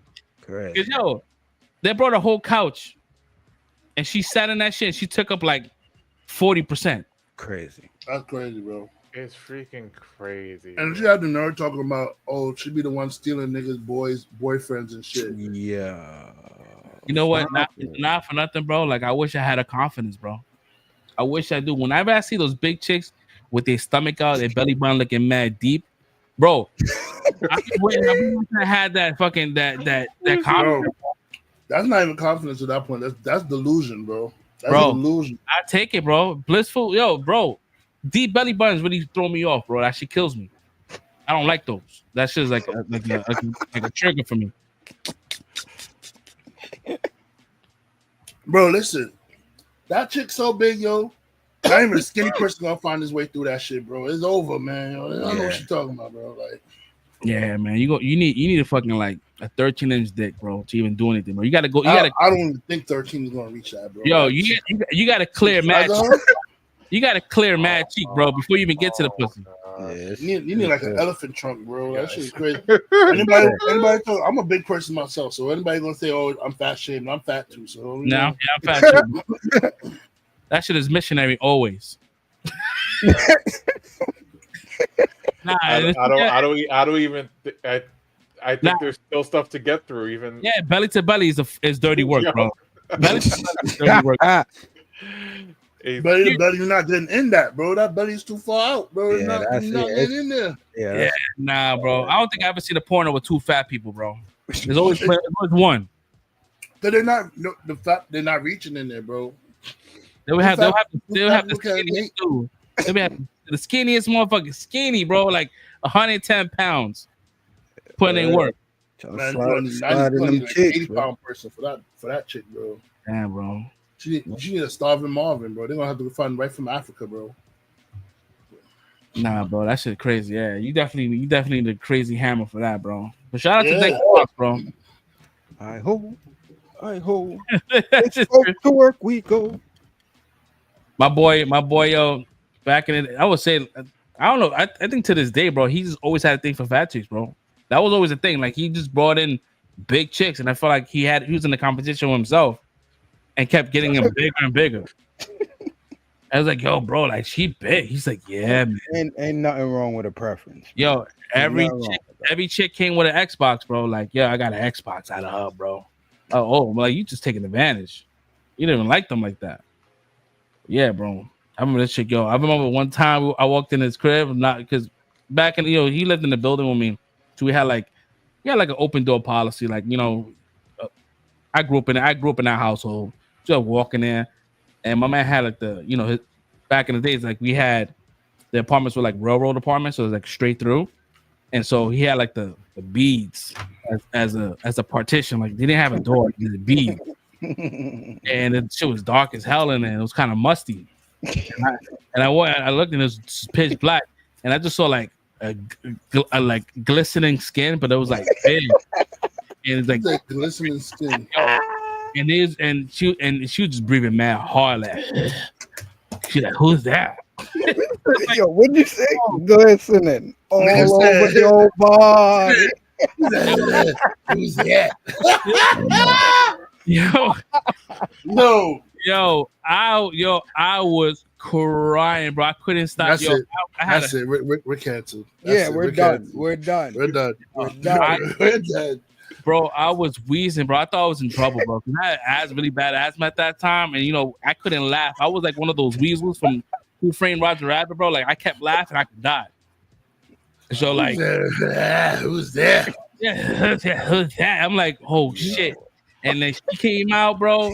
Why you sound like Mrs. Big Head? From Yo, you know what? Modern Life. Listen, that's a very clear description of how she looked when she came out. Oh man! Came out, and it was raining, and she had the little umbrella, bro. Bro, I just couldn't stop laughing. I was a terrible kid. I was terrible, bro. Like I'm saying that, like, oh, that's looking like the Penguin and Batman too, and shit. I'm like, that's crazy. But yeah, nah, it was crazy, man. My boy was really like out there, like scrapping fat chicks, bro. Like that was a shit. Shout out to my man Corey. Everything. Corey, my man just pulled a Matt. He's really White Tiger. Yeah, for real. Come on, bro. That was uncalled for. You didn't have to do that. My man hit him with the coquille. Word. Oh, for real, nah. I remember we're back in the days, and that playing that wingman shit is no. That's not for the faint of heart, bro. Being a wingman, no, especially the 40 is like it's duty. It's your duty, man. It happens sometimes. It's that duty to please that booty. Nah, it ain't like that, bro. But like, yeah, she was like, yo, I need you to talk to a friend because she's a blocker. And I need you to distract her. Yeah, you gotta run that pick and roll, cuz. I don't mind talking to a big girl, bro, but she gotta be attractive too at the same time, bro. Because come on. Is she bigger than a monster, bro? I can't do it, bro. Yo. Nah, she was nice. She was a nice woman. We held on a conversation. We was chilling, but yeah, I was straight up playing I was playing defense the whole entire time. I was playing defense the whole time, man. But shout out to her, man. I don't even know how we got. Oh yeah, we got here because of Dank Demoss. Yeah. But yeah, I'm glad. They was able to kind of work that out. I hope that guy gets his money back. Hopefully, get a check out of it. I hope he gets damages. Yeah, he needs to, man. If not, you know that she has money, right? She got her fame out of that shit. She was able to make some bread. So now you can hit her with like I'm sure, yeah. Defamation of character, because she pretty much said that I was fat shaming, and then I'll get Lyft. So that's 2 checks. Mm-hmm. So not 400 pounds, man, bro. She was more than 400 pounds, bro. She's more than 400 pounds. She's more than 400. I mean, there was even that picture that was circling on the internet. She's sitting in the back seat of a pickup, and she filled that shit up. She was in the back. She was in the back of a Tahoe. If you guys know how a Tahoe looks, oh my god, yo, her shit was so crazy. My mother saw the story, and my mother was like, my mother was sitting, so she was, what he asked? Ain't no way she got fit in the back of that car. What you talking about?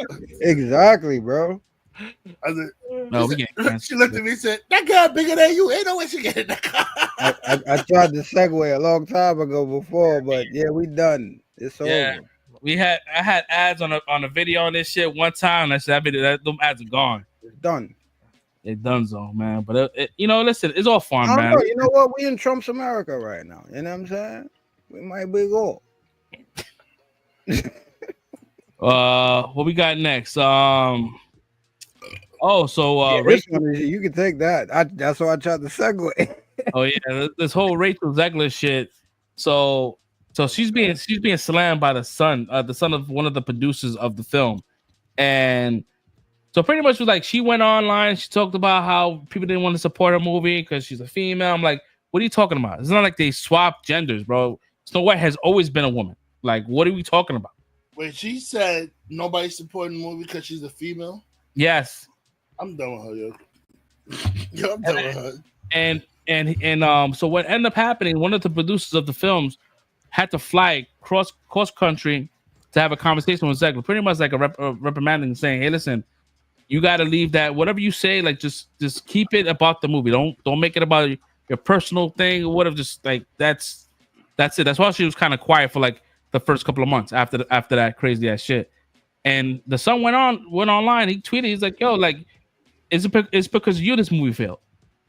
Like pretty much going in, like, yo, like, because your words, you made it about yourself, you made it about politics, you made it about all the shit, and you didn't care about the working man that relies on this movie to do well, to get paid out. You know, the people that's behind the scenes, the blue collar people.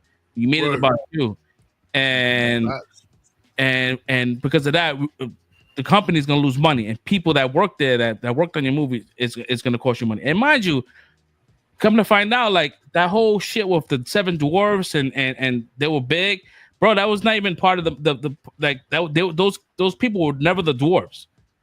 There was never even like the dwarves is always gonna be animated. Those people were like they were like I think they changed that though. They changed that. No, they weren't. They were like, if you watch the movie, I've seen a little bit of it, and based on that, there was their own separate thing. It just they sort of fit the picture, and it was like, oh man, that's the dwarves, and we automatically thought it was never confirmed. But anyway, it doesn't really matter. Like the fact that she opened her mouth and went through this whole entire shit, and yeah, this movie made, I think, what, $90 million, some shit like that. I mean, it's not. It didn't bomb. It just didn't do well, and as well as the fucking I think the credit score was like, I think. Bro, for a Snow White and the 7 Dwarfs movie, debuting at $90 million is abysmal, bro. That's horrible. Yeah. For Snow White and the 7 Dwarfs, which is one of the most beloved Disney franchises, that's abysmal. That's totally you, girl. It's not nobody else but you. You can blame anything you want, but it's, at the end of the day, it is you. You need to shut your mouth and stop talking shit, and maybe your movies do better, bro. Like, yo, Chris, can you do me a favor and look up Snow White and the Huntsman and see how much that shit made? Because that movie was. I'm gonna bet that made more money than this movie. I believe that. I believe that movie is, and mind you, that's Kristen Stewart. People don't like Kristen, like she's not the best actress, but that was another female ran movie, and that shit. Yeah, but it also earned 1.38 million from midnight showings for its opening day. The film topped the box office with 20.5 million. Oh no! So how much? 20.5. Damn, it only made 20 million. $20 million. It debuted in first place at the box office its opening weekend with 56.2 million. All right, so its first weekend, its opening weekend made 56.2 million. I was about to say, damn, that movie did horrible, bro. Yeah, it did better than that though. But what was the full total? The full total? The Movie Mojo. Let's see. In the Huntsman Movie Mojo. I do it right now for you. $396 million worldwide. Budget. It had a full run, right? It had a full run. Yeah, the full run. It was in the theaters for. Oh, okay. I see. Okay, it's like the shit was in the theaters for 214 days, bro. Yeah, that's crazy. That's damn near a year, bro. Yeah. That's crazy. Yeah, and the budget was $170 million, and they made. Yeah, that's why they had that shit. We gonna make this shit back. Yeah, nah, Rachel Zegler, man. I don't know, man. She's a wonderful, like, I will say I will say that she was the better part of the movie as far as her acting and her singing. I mean, we never disputed that she's amazing at that. But like, I think, yeah, it turned off a lot of people to not wanting to see this movie. Like, don't shit on source material, especially if it's beloved. Like, it's so that she should have made 300 on the slope anyway. Yeah, it should have. It right now it's been out for a week. It should have been closer to like that 600 million. For a Disney movie live action, bro, them shits make money. That's like easy. That's they're printing money at that point. So right now Disney's like hoping right now, and I think it's gonna do well. I think Lilo and Stitch is gonna help offset that money, that lost money. So I feel like Lilo and Stitch is gonna make a $1 billion. But she is so dumb, bro. Like, what made her think? Like, you going on the interview and bashing the movie and the character. She said it herself. She's a narcissist.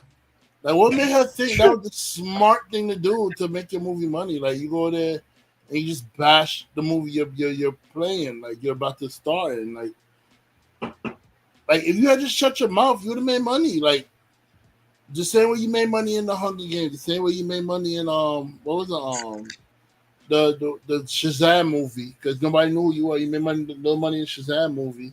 Shut your mouth. There was no need for you to go in there bashing Snow White, bashing the prince. Yeah. You want to talk about the prince is weird. What do you mean? He saved her life, bro. Weird. If he wasn't there to kiss her, to wake her up, she'd have been dead. She'd have been sleeping in that little glass coffin for the rest of her days, bro. She was done. Yeah, that's crazy, bro. Like when you see people online and they recording themselves crying, bro, that's automatic. That's like top level narcissism, bro. Bro, I never understood that shit. Cause for you to record yourself crying, I mean, you had to go in the app, find the record button, bro. No then doubt. find the little kickstand or whatever the prop. Get your angles right. And then hit record and then start recording yourself crying, bro. Like, nah, bro. Your people are weird, bro. Dude, I saw a clip. They're like, oh, Rachel Zegler was watching a movie in an empty theater by herself. Basically. She wasn't an empty theater, bro. It was like maybe like other people. I'm wondering if she either rented out the theater or she was doing one of those things where sometimes the actors go into a theater to crash a premiere. Yep. And there was nobody. And there was nobody there. Yep, that's what she did. Crazy. And nobody was in there. Why? Because you went and shitted on Snow White. And I get it, man. You want to be out there, you know. People, these actresses and actors are young, and they go out there and they want a virtue signal for a lot of these different causes. That, bro, the fact that they have the blessings to get these jobs, bro, these multi-million-dollar jobs, like, yo, she was one out of like 1,000 people that went for this role, and she got this fucking role. This is like it's like winning the lottery. How long was the audition? I think they said it was like months. Bro, I'm sure Cinderella, right? I'm sure there's actresses that we don't know who went for that role, and I'm sure in the next 20 years someone's gonna talk about it, and we were like, damn, bro, she would have killed that role.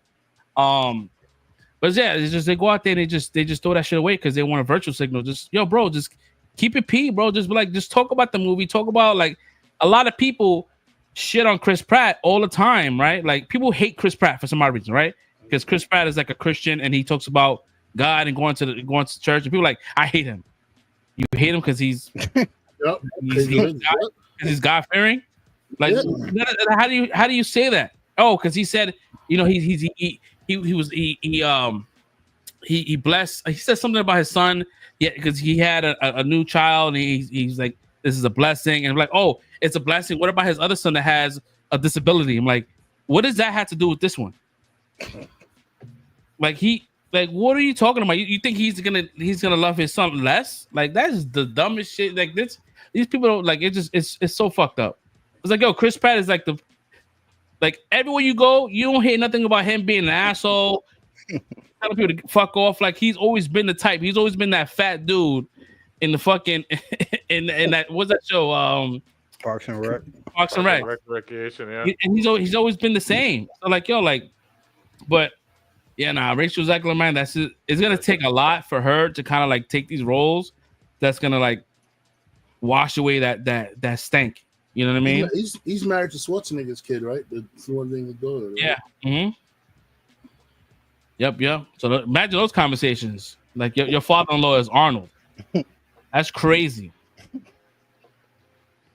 You I know, hope you treat my daughter very good. I hate to have to break it. yeah, bro. Like it's crazy, man. But yeah, I would listen, miss Arnold, bro. Arnold can rip a phone book in half, bro. I'm good. we seen it. He's done it. Good. He can rip a phone book in half. I'm good, bro. I'm not messing with Arnold, bro.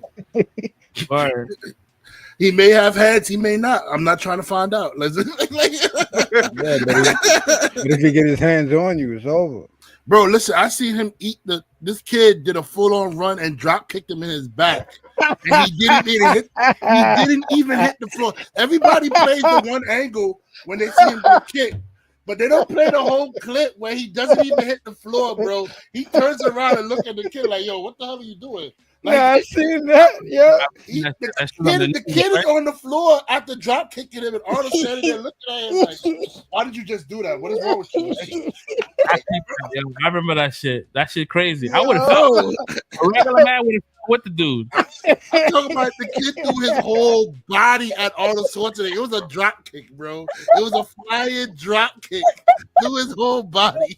And Arnold Schwarzenegger, yo, like the dude is not even in frame. He's not even a knee frame. touched the ground, bro. He just stumbled a little bit and said, "What the hell did you do that for?" Just turn around and look like, "What was that for?" Yo, it was like that scene in Man of Steel when a dude pushed someone at the bar and he didn't fucking move. He's like, "Oh shit!" It's like you just pushed the fridge, bro. Can you imagine how scared you must be after you just throw your whole body at a person? He didn't even budge. He didn't fall on the ground. He just turned around and looked at you like, "Are you done?" I would have been like, "My bad." You got I eat that. I'm not even trying to find out Arnold got hands, man. You done? I'm good. Oh man, hilarious. That's just wow. Let's see, man. You know, I don't think she has anything out. I think the last movie I seen her in was on Y2K. I mean, it's not a terrible movie. Yeah. She did fine. Yeah, exactly. She was in that movie. Bro, I think after this, her career might be done, bro. Yo, I don't think nobody's gonna want her for a while. Bro, you can't make White make money, bro, and that's something that makes money on its own, bro. Like Snow White alone would have made money on its own without Zelda, bro. Like, and she flopped that movie, bro. I think she's done. No, yeah, they're not gonna touch her for a while. They're just gonna be like, it's gonna take a fucking Christopher Nolan movie to bring her back, bro. She's gonna have to be in one of those movies. Like a lot. It's gonna take her. She's gonna have to wait until she's like in another bracket of like acting like age. You know, she's gonna have to be like an adult to a middle-aged woman to play like a certain role, and yeah. Well, they're gonna treat her just like how they treat Shia LaBeouf. Like he's gonna be in a movie and then he's not gonna be on any red carpets, or no junkets. Like she's gonna be restricted on saying anything. Oh, if it's kind of like any kind of world news, don't put it on the red carpet. She's gonna talk about it. That's what's gonna happen. They're gonna suppress her from saying anything. They're not gonna even have her on the red carpet. They're just gonna like have her nowhere because some reporter jackass gonna be like, "What's your thoughts on to try to egg her on?" Yo, like the fact that she doesn't know how to read the room, right? When she has her co-star, right, as like a IDF soldier, right, and she's very like pro-Israel, and you right next to her, and you in the red carpet talk about free Palestine, bro. Like you can't get any more like dunce than that, bro. Like you in front of her, like free Palestine. I get it. You know what I mean? There's no reason to really be saying it at all. Like, regardless of what, like, yeah, that's a contentious position to be in right there. And there's no reason to spark that. Like, this is Snow White. What are we talking about? Yeah, and also, like, you're an actress. Like, I don't want to be the people that be like, yo, shut up and dribble. But it's like, yo, bro, you're an actress. Like, I understand you have a platform. There's a time and a place for everything. Like, why are you talking about this? Like, this is crazy. Yeah, I don't know. These people, a lot of these people out here now, and even just people across the board, not even just actors and celebrities, just people across the board feel very highly about their own opinion. Yeah, and it's very, and especially like dealing with like the whole Israel and whole Palestine. Like you guys know where I stand with the whole show. Like I think it's kind of fucked up on both ends, but I think that people have a right to exist, as well as Palestine they should have open borders, open. It shouldn't be like the way they're living. But at the same time, it's like that shit is a very complicated situation, and to like bring down a big platform where there's a lot of Jewish people that's in Hollywood, bro. You know what I mean? Like, and there's a lot of people that side with Israel, and that doesn't really look what happened to like Melissa Barrera. Like she lost that Scream franchise. Like that was her thing. Like she was set. Like she was gonna be the new fucking Sydney. You know what I mean? And she lost that because she decided to say some shit, and it didn't rub people the right way. Even though she's entitled to say what she had to say, her platform, but like I said, there's a time and place where we do these things, right? Especially when there's like a movie about like that's for like younger kids, right? And these parents that they're like, fuck it, I'm not taking my kids to see this fucking movie.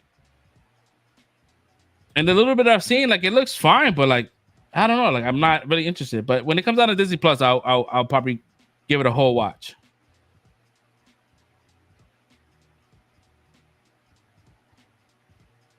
He said this back to yeah, it does. I mean, listen, it's a very complicated situation. It's a very complicated situation because it's almost like when you want people to kind of like up and leave a place, right?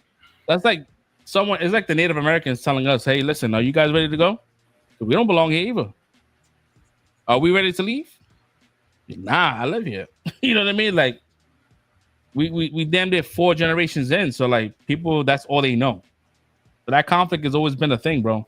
If you watch No Lie, it's crazy. Not too long ago, I watched the Zohan movie, Adam Sandler shit. Bro, that movie speaks on Palestine and Israel so hard. Like you would think it was made today. It's like, that shit is crazy. That shit is wild. Was it Don't Call Me the Zohan, right? That's the title, right? Yeah. That's just wild, man. Anyways, man, next up, man, we have Paradise. Season 2 has begun filming. I know a lot of people kind of didn't like the ending. I wasn't a fan of the ending, but I understood like in order for us to kind of like move forward, we need that second season. And I was hoping that they didn't do one of those situations where it leaves on a cliffhanger and then it gets canceled. I'm like, it's one of those shows that you don't know whether or not it's gonna get that second season. Yeah. And the fact that they got a second season and started filming, that's great. But at the same time, like I like Sterling K. Brown, but I also like James Matheson. And he's not in it. You know what I mean? So what do you rap now? Yeah. Like the whole reason why I liked it is that whole How to Get Away with Murder situation when they kind of work backwards and they work with the memories and shit. So I don't know how they're gonna do that because this is more or less like a recon. I mean, but they still gotta work backwards to find out, like without spoiling. They still gotta continue to work backwards to find out what happened before the initial shit. Yeah. You know what I'm saying? Like to find out why they're going into this cliffhanger that they left us on. We got to find out how all of that stuff is possible. So we still got to work backwards. So I think there's still ways we got incorporate him back into the second season. Yeah. Hopefully, man. Hopefully they can work on that shit. Can you hit us with the next topic, bro? My girl, Linda Cardellini, will officially star as Pamela Voorhees in A24's Friday the 13th prequel series, which is titled Crystal Lake, which is going to be dropping on Peacock. Linda Cardellini, who's that? Is that Hawkeye's wife? Yep. I love her. And thousands of other things that we grew up with. Oh, yeah. She was definitely like the crazy chick from Good Burger. Fucking yeah, she was always somewhere. Like yeah, she was everywhere, man. Freaks and Geeks and shit. Yeah, that's what's up. Camera's boy. Yeah, I'm looking forward to it. A24, man. A24 doesn't hit, bro. They haven't missed, bro. They do a lot of good shit. And I no lie, bro. They're gonna kill me. I had tickets for a screening for A24 movie, and it's dropping in a couple of weeks. Is that what's that movie called? It's like a military movie. I think it's called Warfare. Yeah. That joint looks crazy. I had screening tickets to that shit, and that shit was in my junk mail. I already had passed. Wow. Yeah, bro. I was saying, fuck, man. Yeah. That shit looks good, bro. It has everybody in that fucking movie. It has Will Poulter, the kids from one of the kids from Reservation Dogs.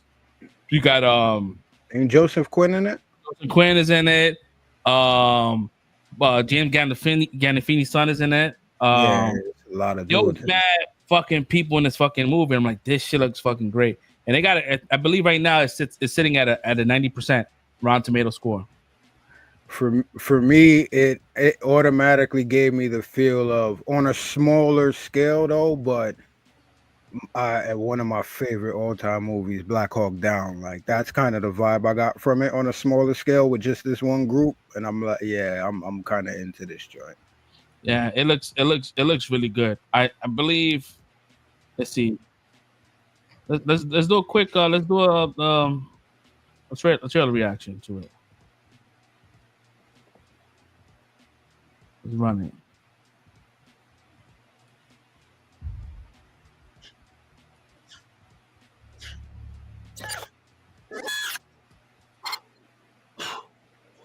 How's it going? Oh well. That new guy energy. Oh,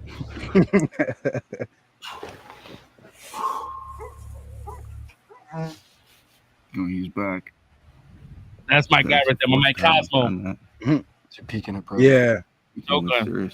Yeah. Alpha 2, we might have guys starting to move on our position. Copy. We're getting a buildup of activity here too. Yeah, I definitely see weapons at this point. Yeah, we have definite massing.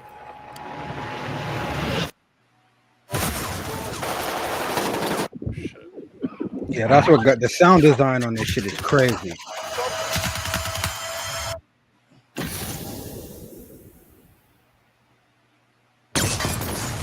Ooh. Redman 08 is profane. We're seeing activity. Yo, if you like Civil War, it's the same fucking director. We need evac at our last known position. We have severely wounded. Who's the severely wounded? It's not you. Is it me? Who is it? No, it's not you. No, it isn't. Copy one. We're in contact too. You coming to you or you coming to us? Stand by. We'll let you know when we're inbound. Let's move! Here's the plan. EA 5 minutes over. The scouts are going to lead us out. This is gonna give me help, bro. Smoke out. We are all coming back. OP1. I love it. They are en route to you. 3 minutes out. 3 minutes. Eyes on me and only me. Has anyone looked at you? Claymore, rock me, dude.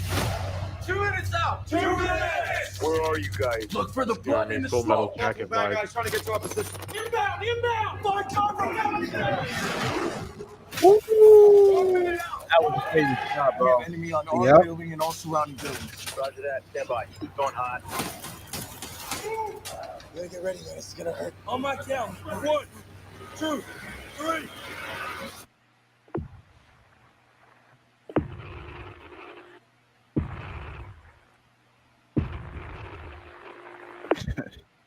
Crazy, bro. That shit is wild, Crazy. bro. Crazy. That I trailer is so fire, bro. I tell you one thing, bro. Like watching like Civil War was like one of my favorites last year, and bro, like the sound design, the cinematography, just the overall, just the amount of pressure it puts on you, bro, as a viewer, it's crazy. So you adding that kind of pressure to this in a kind of real situation like Civil War, you only had like spurts of like you know of action. This shit looks like it's gonna be nonstop, like uncut gems stress. Yeah, they in the trenches, bro. In it. Man, I should look. I love these army flicks, bro. Like Platoon, all these. Like I love that shit. That's my shit. That and westerns. But yeah, I can't wait for this. I'm really mad that I had tickets and my tickets had like I had like I think 6. Bro, we would have all went. It was one of those John Wick situations, bro. fuck, we would have had something to talk about. But I believe it was NDA as well. We would have signed an NDA. We couldn't really talk about it on the show. So good. How the hell did that shit looks like it's about to be a gem. Yeah, I can't wait for that. Next up, man, we have a live action Zelda Legend of Zelda movie is coming out in 2027, March 2026. Finally. They've been talking about that shit for so long, and freaking they were like, "Yo, Netflix is gonna do this shit, and and it's gonna be great." Blah blah blah. It's Here we are, like a decade later from that rumor. So it looks like Nintendo sold the rights to Zelda over to Sony. So Sony is the one that's doing this movie. They sold the I rights don't know. to Zelda to Sony, so Sony gonna get Legend of Zelda games.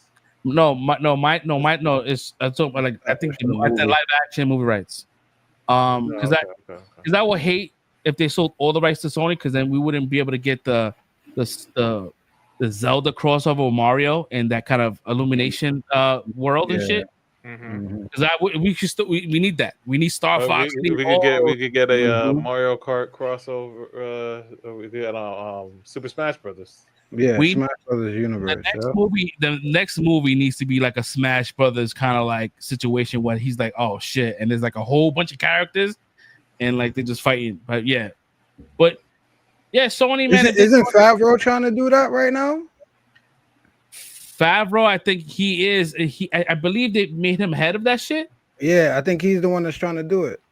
Yeah, so let's see, man. But Sony, man, I don't know. The track record hasn't been great, man. And I really hope that if they do it right, man. Because Zelda, dude, you have 30 years of source material, and you should not fuck this up. Like, pick a game. I'm kind of wondering which one they're gonna go with. Keep it simple. They might you know what? They might do some dumb shit where they merge a bunch of games in one. Like it'll be like they can't. They're all different timelines. They can't fucking do that. Watch it. That's the trigger. That was it. You just triggered him. There we go. They can't merge them. Every link is different. A different link. They're reincarnated. My thing is, what would you if you got to have to pick what they should adapt? What game they should adapt? What would you? If they have to go with one, it has to be something that's kind of like, well, they're pretty much all self-contained, but some of them have, some pick a game. games. So, I mean, I would say like either Twilight Princess or Majora's Mask. Damn. I mean, yeah, I would see that more like a animation version. A lot of people probably like, well, Ocarina of Time. Again, I can see it as an animation though. Like as far as like a live action, I would say the most recent game because it's more in that kind of like adult kind of theme. I mean, Breath of the Wild and Tears of the Kingdom. They're a sequel to each other because it's the same Link and same Zelda. So that could work, but I mean that'd be a really long movie and really sad. I mean that's probably what they want to do because you could probably make 3 movies out of that. Well, I mean you could make a bunch of movies out of the whole thing because every Zelda is a reincarnated Link, and it kind of one Link kind of somehow connects to the past Link. I don't know. I never played it. Oh man! I know it's funny because I bought the Switch. I bought it with It was like an impulse buy. Like we at Best Buy, and it's like, oh shit, the Switch comes out today. All right, cool. I'll wait with and I end up waiting online, getting one, and I'm like, I'm not gonna play this shit. I bought like Zelda. I ain't play that shit. That shit's just sitting up here like collecting dust. You should play. I should play. I should. I mean, you got the Switch 2 coming out. They're gonna announce it. Well, they're gonna show the Switch 2 next week on Tuesday, and they said the pre-orders go out on Tuesday. So it's pre-order is gonna start April 2nd, and the system is coming out in June 5th, something like that. So the Switch 2 is coming out in a couple of months. I ain't getting it though. Yeah, $600. I still haven't gotten a new Xbox or PlayStation. So I don't have what do I have? PS4. I don't have the PS5. I don't have the new Xbox, whatever it's called right now. Nigga, we're not gonna shame you because you have previous generation, bro. We're not gonna shame you, bro. I got PC message. It's crazy. It's crazy though, because I think me and Red was talking. We was on Xbox playing Call of Duty like a couple of months ago, and one of the dudes we was playing with, Charles, was like, yeah, I still got the old shit, and we like, old shit. He's like, I got the old shit. I'm like, yo, with the Xbox One S, whatever that shit was. He's like, yeah, I still got my shit. I take care of my shit. I'm like, damn. To think about, like, people still play the old shit, and it still works. You know what I mean? Like, what's the point of upgrading if you don't really need to upgrade? But what I heard that Xbox fucked up by releasing their new dashboard, and the dashboard has Steam on the dashboard. So Xbox is gonna have Steam built into it, so you can play your games, your Xbox games, as well as your Steam games on Xbox on your TV. That changes the whole console war, because now people could get on Steam, play the games that you only could play on that was dedicated to PC. Also, you can now play, if that's the case, you could play PlayStation games on Steam, because a lot of the PlayStation games went to Steam. Yeah. So that's gonna be What crazy. was that game? Horizon Zero Dawn. I think it's on Steam now. I think you could get Uncharted as well. Yeah, Spider-Man is on Steam. The Last of Us, all those games are on Steam. But mind you, Xbox don't give a shit because they released Forza on PlayStation. They're releasing like a lot of their first party shit over to them, so they don't really give a shit. They know that the end game is to get to Steam, and Steam is pretty much going to be like the deciding factor on what people want to get. Because people can buy they could buy a PC, but at the same time, it's like buying the PC is, people don't have $1,000 to build a PC. You know what I mean? And if you could if you could buy something that's in the form factor of something that's $500, that's that's doable, and you can connect it to your TV, and it's not something like people don't they play it casually. So I get it why there's still console players. Caster, what's next? But this one's good. I like this one. Yeah, buddy. When you in trouble, you gotta call DW, cause we got Darkwing Duck Reboot coming back. We got it in early development at Disney Plus, and it will be executive produced by my man Seth Rogen and Evan Goldberg, James Weaver, and Alex McAtee at Point Grey Pictures. Jim Cummings will return as our beloved Drake Mallard, aka Darkwing Duck, in the upcoming reboot. Yeah, keep that guy straight, man. We're never gonna grow up, bro. We're never gonna grow up. We're in our 40s, and I'm over here screaming like Darkwing Duck. Yeah, like we're never gonna grow up, bro. Dangerous. I hope they do the intro justice. They have to, man. I don't. Yeah. I like what they did with the TMNT joint. I like how they did that. I like the DuckTales reboot that they did on Disney Plus not too long ago. So I have high hopes for this, man. Yeah, that Mutant Mayhem, bro. That shit, it's such a travesty that it didn't make a lot of money, bro. That movie should have made bread. They should have that movie should have been so good in the box office that they would have announced part 2 within the theatrical run. Yeah. And the fact that I think that it's kind of like I hope they still do it though. It deserves a sequel. Well, they kind of released an animation that follows up with the movie. It follows. I like on Netflix, right? Yeah, and that's pretty much their sequel.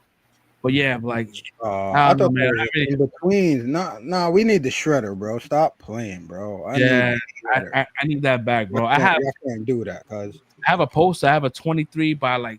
This is a big poster of Mutant Mayhem, but it's animated like the original Turtles, like with like they all kind of like popping up from the sewer and shit like that, like the original movie. The poster. But it's the art style of Mutant Mayhem. I have that shit. That's cool. I want to hang that shit up, bro. Like that was like one of the movies I was sitting there dying, bro. That was my shit. What happened, Red? No. That's what happened. Yeah. Next up, we have the Harry Potter TV series is eyeing Nick Frost to play Rubeus Hagrid, the half giant that takes young Harry Potter and his friends under his wing during their time at Hogwarts. Listen, I think Nick Frost as Hagrid that's like 1-to-1. Like, Yeah, that's pretty spot on. Is he gonna take the job? I hope so. I mean, listen, as an actor, when you know that roles are not coming in the way they're coming in, and you know by playing Hagrid, you're gonna have a job for the next 10 years. I'll take that. Yeah, you eating for a decade with that. Yeah, you're gonna eat right after during the movies, during the shows run. Then you're gonna have like the residuals. You're gonna have royalties. You're gonna have those Comic Cons. Mm-hmm. You just never stop being that character. Like, yo, Draco Malfoy has been like eating, and it's like 15 years, bro. Mm-hmm. He's still out here. So let's see, man. I'm with it. I'm happy with that. Yeah. What's next up, Caston? I'm sorry if I butcher her name, but Rashna Frushbaum, who's from your beloved show, the writer from Shrinking, is slated to write the Champions series for Disney Plus. That is reportedly in early development at Marvel Studios. She will also run the series and serve as executive producer. You probably got a lot to say about this. So for me, really quickly, I just feel like going along with Daredevil, I'm happy that they're finally treating these things like shows and getting showrunners and getting people to have one overall vision for these things. And I think they should have did this a long time ago. But yeah, go ahead, Fresh. Yeah, that's true. That's true. I agree with that. Shrinking was my shit. Season 2 just wrapped up not too long ago. Season 3 is dropping, I think, next year, along with Ted Lasso, which I can't wait for. Shrinking. I mean, it's a combination between her, Brett Goldstein, as well as Steven Seagal. Is it Steven Seagal? Jason Seagal. Jason Seagal. My bad. Yeah. So Brett Goldstein is one of the writers as well as one of the creators of Shrinking, as well as you guys watch Ted Lasso. He plays Roy Kent. He's also in season 2 as a character, which I thought was kind of funny, but very big departure from Roy Kent. To be honest, man, listen, she did her thing. I've seen her credits come up on a couple episodes that was really impactful, and so let's see if that can translate to the Champions. I think Champions is gonna be might be a tall order, but let's see if she's gonna. If like Castle said, if they got the showrunners and the showrunners, they have one complete vision. You can't go wrong with that. Like I know that season 2 of Daredevil, we'll get into that later, but that season 2 is gonna be more cohesive. Yeah, because you can tell it's kind of a Frankenstein what we're watching right now, but I'm looking forward to it. Yeah, I'm interested. For the people that don't know, the Champions is basically the Young Avengers. So, you got going back to Daredevil, you got the Kamala Khan drops. She's out there on the West Coast. So, yeah, you got her, you got Kate, you got Cassie out there as well. I'm mad that they didn't get my man Elijah in that last Captain America movie because they got him right there, like put him in the group. But yeah, you got a lot of these kids. Wiccan, they're probably about to pull up Speed soon, so it's like they got a lot of these young kids. So yeah, that's why I was wondering what kind of writer is she, because she's basically going to be dealing with these kids. So yeah, I hope that this project can come out and we'll get it within the next 2 years, because what Marvel's doing with the whole Doomsday and Secret Wars, it's kind of like cutting off these projects at the knees. It's like, why do I care about the Champions, right? If this can be a whole entire like new situation. It's almost like how what James Gunn did with his new DCU, and we still have three movies before that shit can even be like we didn't feel vested because we're like, all right, cool, after these 3 movies it's finished. Like, who cares? So I hope that this Doomsday doesn't really fuck up these new projects because we still got Wonder Man, we still got Ironheart. It's like, how does this all fit in this new plan they got going on? Yeah. Next up we have Avengers Doomsday. So as of right now, it was sitting at 275 million views. That shit is crazy, bro. That's crazy. But I was one of them, so I can't even be mad at it, even though I am though. Like, so I mean, it's 275 million views, and you're looking at YouTube, and YouTube for 4 million views, there's thousands, right? So they made millions off the back end. So that's gonna end up paying a lot of these actors because 27 characters is a lot of actors, and mind you, that's not all of them. Nah, there's like they already said there's like 60 characters. They said 50 to 60 characters. So I'm sure that this movie might just be like more of a kind of a Doctor Doom pulling a Nick Fury, getting his his team together. Because I think that this is gonna be like I would say, and this is me speculating, right? This could be like a situation where we might get a X-Men versus the Avengers because the world's like who wins. Like, I need That's what it should be. I need to save my world, right? Like, let's there's get no this incursion going, bro. Yeah, like this is not personal. You know what I mean? Like this is like I'm fighting for my world, bro.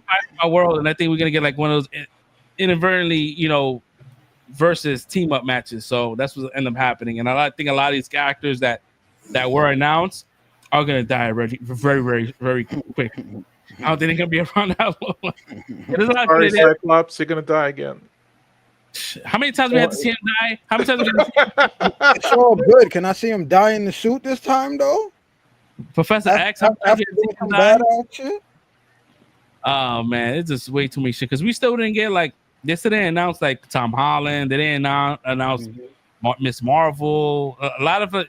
They kind of spoiled Thunderbolts, right? Because now you see like 90% of the cast is back, right? Except for fucking Taskmaster. Listen, I knew from the trailers Taskmaster was gonna get it, so that ain't really spoiling nothing for me. Like, yeah. So I don't know what they're gonna do. They got a lot of. I really hope that they give my main thing, right? Because I know that the Russos can knock it out the park as far as like building up the suspense and creating nice set pieces. At the same time, I really hope they give the VFX artists the time they need to make sure that this shit looks good and not wonky. Because with a lot of these characters, yeah, bro. I think to be honest, out of all the reveals of the characters they showed, the most excited I was for Sentry.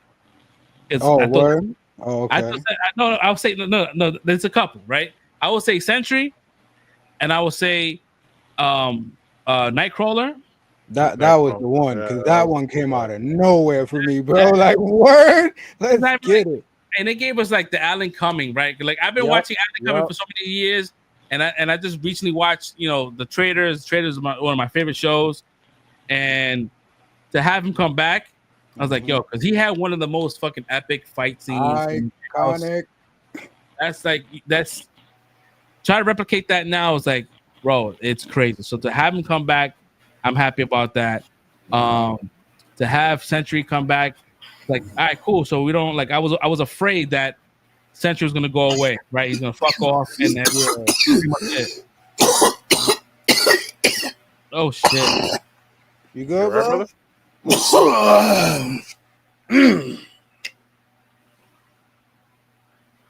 You good, bro? Yeah. All right, cool. All right. Yeah, no, because I thought it was gonna kind of like do one of those kind of like, all right, he's too OP, so they can't keep him around, right? So the fact that they brought him back is like, all right, cool. Because if you're looking at this kind of this slate of characters, bro, we need a powerhouse, man. And to be honest, bro, like no one's talking about Gaia. No one's talking who about. cares? Don't even bring her back up.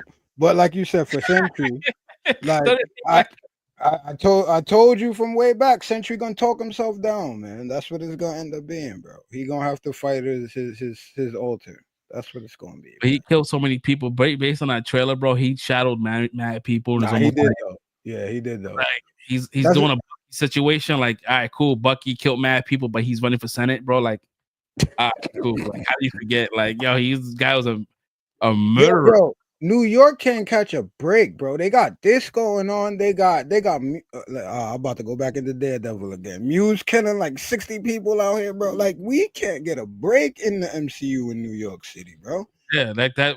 Like, why shit can't be happening in fucking like Ohio, some shit like that. Like some like this is becoming one of those.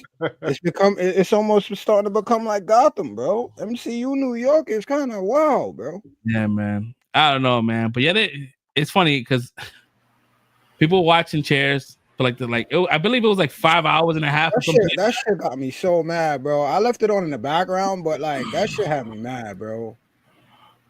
Oh, like so. Cheers. We talking about Cheers. No, Daredevil. Oh man. No. Not talking about the review of the cast for Doomsday. But oh, never mind. But what happened? What you gonna say? I want to say I hate when they throw everybody in the fucking movie and then they call it Avengers, bro. Like, when was the Fantastic Four Avengers? I don't understand, bro. Like, if it was Avengers movie, just have the Avengers in it. If not, just find to call it like Marvel Doomsday or some shit like that. But like, I don't know. It's just weird, bro. Like, they need that $1 billion IP, cuz. You gotta slap that brand on it, man. This is the movie where you're supposed to be testing, like maybe testing new Avengers Mendo out. Like you put your new Avengers to get there, and then you let them be in the movie to like how the first Avengers let them team up for the first time, learn some shit or whatever like that. But this one you got the Avengers, you got whoever the Avengers is gonna be. You got the Fantastic Four, you got the Thunderbolts, you got all these niggas in there now. Now who? Well, the Thunderbolts is gonna the once the movie comes out, the name's gonna change within a couple of. They said it's gonna change while it is in the theatrical release. So like, they're not gonna show the title card to the end of the movie. Yeah, so that's gonna be crazy. So they already said, someone spoiled it. It's gonna be the new Avengers. That wasn't a big secret. So we got the new Avengers, but we also don't know the capacity of what these people are gonna be, like what they play in this movie. Like this is probably. They're saying the Thunderbolts may be the new Avengers. They are. That's what Val is doing. She's putting together a new Avengers team. I'm going to bed. Y'all have a good night, bro. That's why if you look at the Thunderbolts trailer, it has the asterisk at the end. So the asterisk is just a name change. So it's gonna just be called New Avengers at the end. If those niggas are New Avengers, bro, just let the world fail, bro. Nah, but listen. This is what it is, bro. Don't get too tight. They're not the new Avengers. Like Mackie's gonna have to put a team together, but in universe, this is what's going on because there is no Avengers team right now. So Val's gonna put together her little team so she can control shit. But for us, they're not the Avengers. Like it's just in world trying to replace them type shit. Yeah. Once they get Sentry, man, once Sentry becomes a part of that team, that's that they got that superstar status at that point. Hopefully, I don't know, man. This movie comes out next month? No, 2 months, right? What we in March? April. May, yeah, May, right? May 4th or some shit like that. May 5th. Yeah, early May. Yeah. Well, I know the fucking team got 3 Captain America type heroes, bro. On the fucking team, you got Red Guardian or soldiers. You got Red Guardian. You got freaking Bucky, and you got freaking U.S. Agent, all on the same team, bro. Like, then you got a Widow. Then you got some. I don't even know how these niggas fighting Sentry in this movie, bro. Like, bro, I'm done. Yeah, I don't know how that's gonna work, but I feel like we're gonna get like a review. I think Sam is gonna make an appearance in this movie. I think he's gonna show up in some capacity, maybe an end credit scene, or other Avengers show up in this movie that we don't know because they really kept this movie under wraps, bro. They're not really showing us anything, which I love. Yeah, like what the threat is, but like we really don't know. Like it's surface level situation, so I don't know. Who you guys were hyped when you saw got all the characters they showed? Like who you guys hyped about? think I go with you first. But now he's going through the Rolodex of Oh, I mean, I would have to say Hiddleston. We get to see Loki again, see what's going on. Hiddleston. What was the question? Like who? Like out of all the people they announced for Doomsday, like what was like the most like the character you was like, oh shit, I'm excited about that. So he said, Stinky said Hiddleston. So Hiddleston, I mean Hiddleston is gonna be the fucking MacGuffin out of the whole movie, yo. Mm-hmm. I think that Doom is looking to get. I think Doom has an issue with the TVA, and he's like looking to fucking get that seat, like trying to take out Loki because maybe Loki fucking purged his fucking timeline. And he's like, yo, like I can't, he's looking to kill Loki. Loki's gonna end up dying again, bro. I'm gonna be pissed. They're not gonna kill him. They already killed that nigga like 50 million times, bro. They can't kill him again, bro. They gonna kill Loki again, bro. And then he's probably gonna see his brother. Kenny of the MCU. Maybe Thor sacrificed himself to save his brother this time. Like it's gonna be heartbreaking for Thor to see his brother again in a different light. Like this guy he's the fucking master of stories. I'm like, yo, you've been working. you've been busy, brother. Yeah, Loki versus Doom. That's gonna probably be the first. They're gonna show you like a Doom is gonna have to show his dick at the very beginning of the movie because no one knows what he's capable of doing, bro. So he's gonna have to doing some crazy shit like how Thanos did in the very beginning, the very early part of Infinity War. He took his dick out. He killed fucking Heimdall and fucked up Hulk. Like he has to go do some crazy shit the first couple of minutes. Yeah, I'm still kind of tight that they killed off Heimdall. You still tight to kill who? My man still alive though. He in Valhalla chilling. He's in Valhalla. Who's still? I'm not even hearing the name. Who's still? Heimdall. Idris Elba. Heimdall. Oh, yeah. Okay.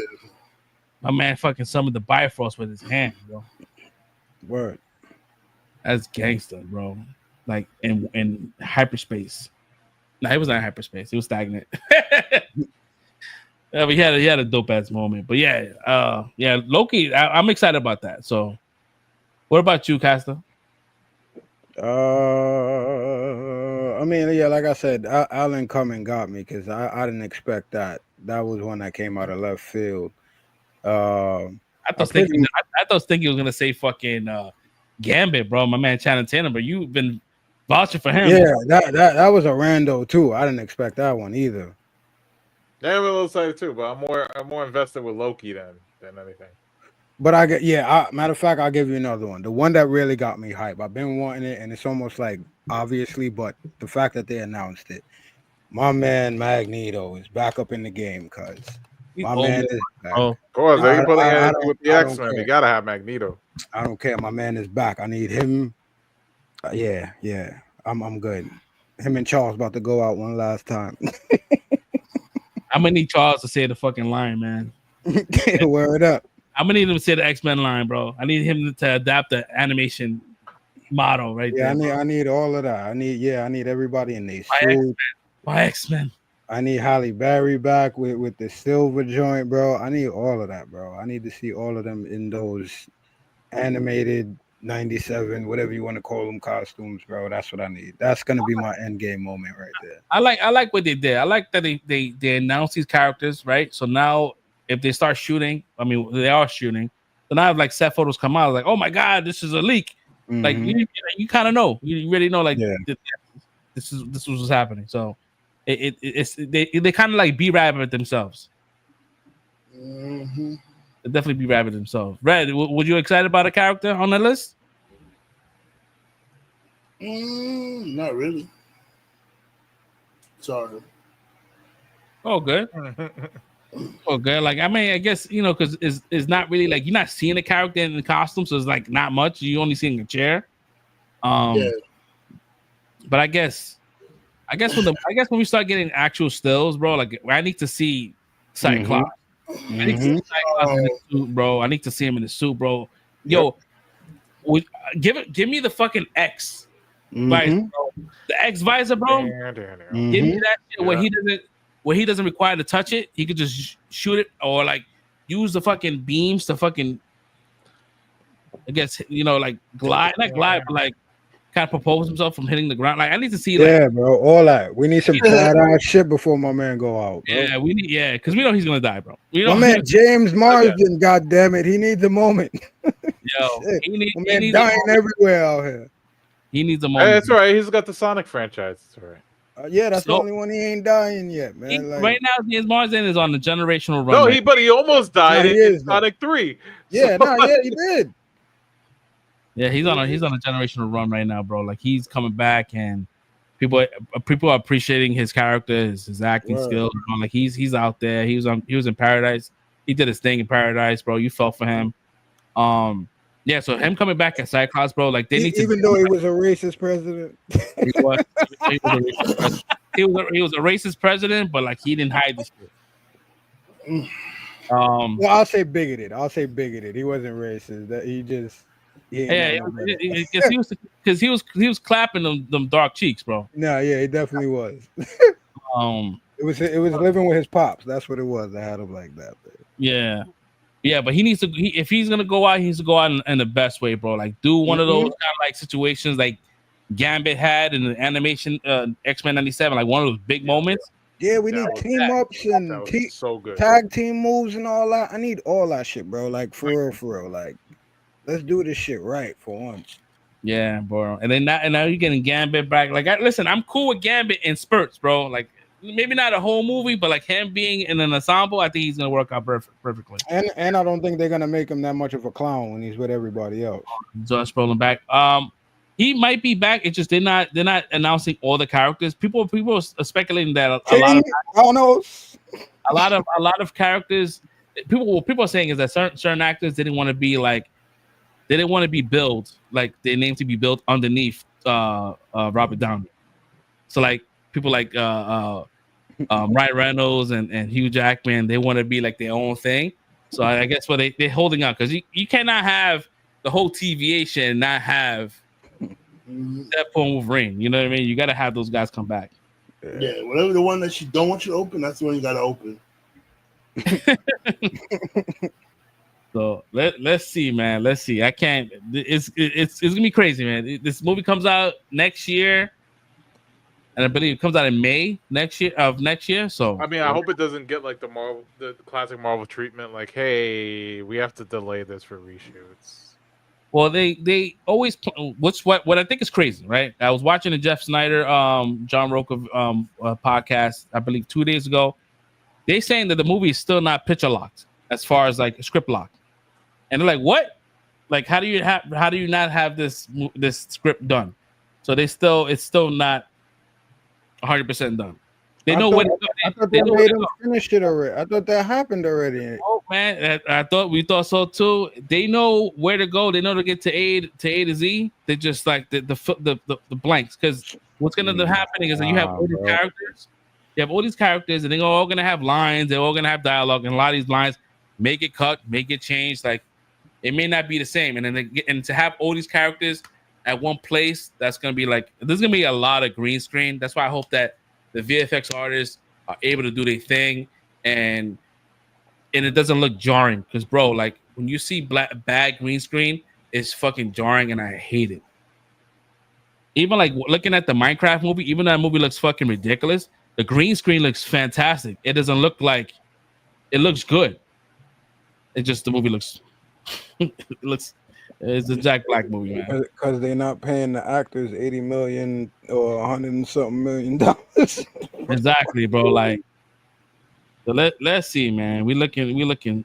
You know. I mean, but it's Disney. They got bread, so just pay these artists, please, and let them do this right. Because I'm already on the fence about this. Like, again, this whole announcement shit ain't got me like, oh my god, like I gotta see this now. I still really don't give a fuck. I'm still at the same place. Like, I don't like this move, this decision. I feel like again, it's short, it's rushed, and like you said, you want to see how it connects to everything. I don't see how it's gonna connect to anything else. It's not gonna connect to Ironheart. It's not gonna connect to Wonder Man. It's not gonna connect to. We just had I mean, they threw an end credit scene with the leader at the end, but other than that, that shit don't connect. That shit was mad vague, bro. It doesn't connect to Captain America. Like Thunderbolts is gonna come out. I don't know what they're gonna do, but I pretty much doubt they're gonna connect it to that. Like, I don't know, man. I don't know. This seems to be a lot. They could say they found they in whatever. I don't believe them right now, to be honest. It seems like another Deadpool show where you're just gonna It's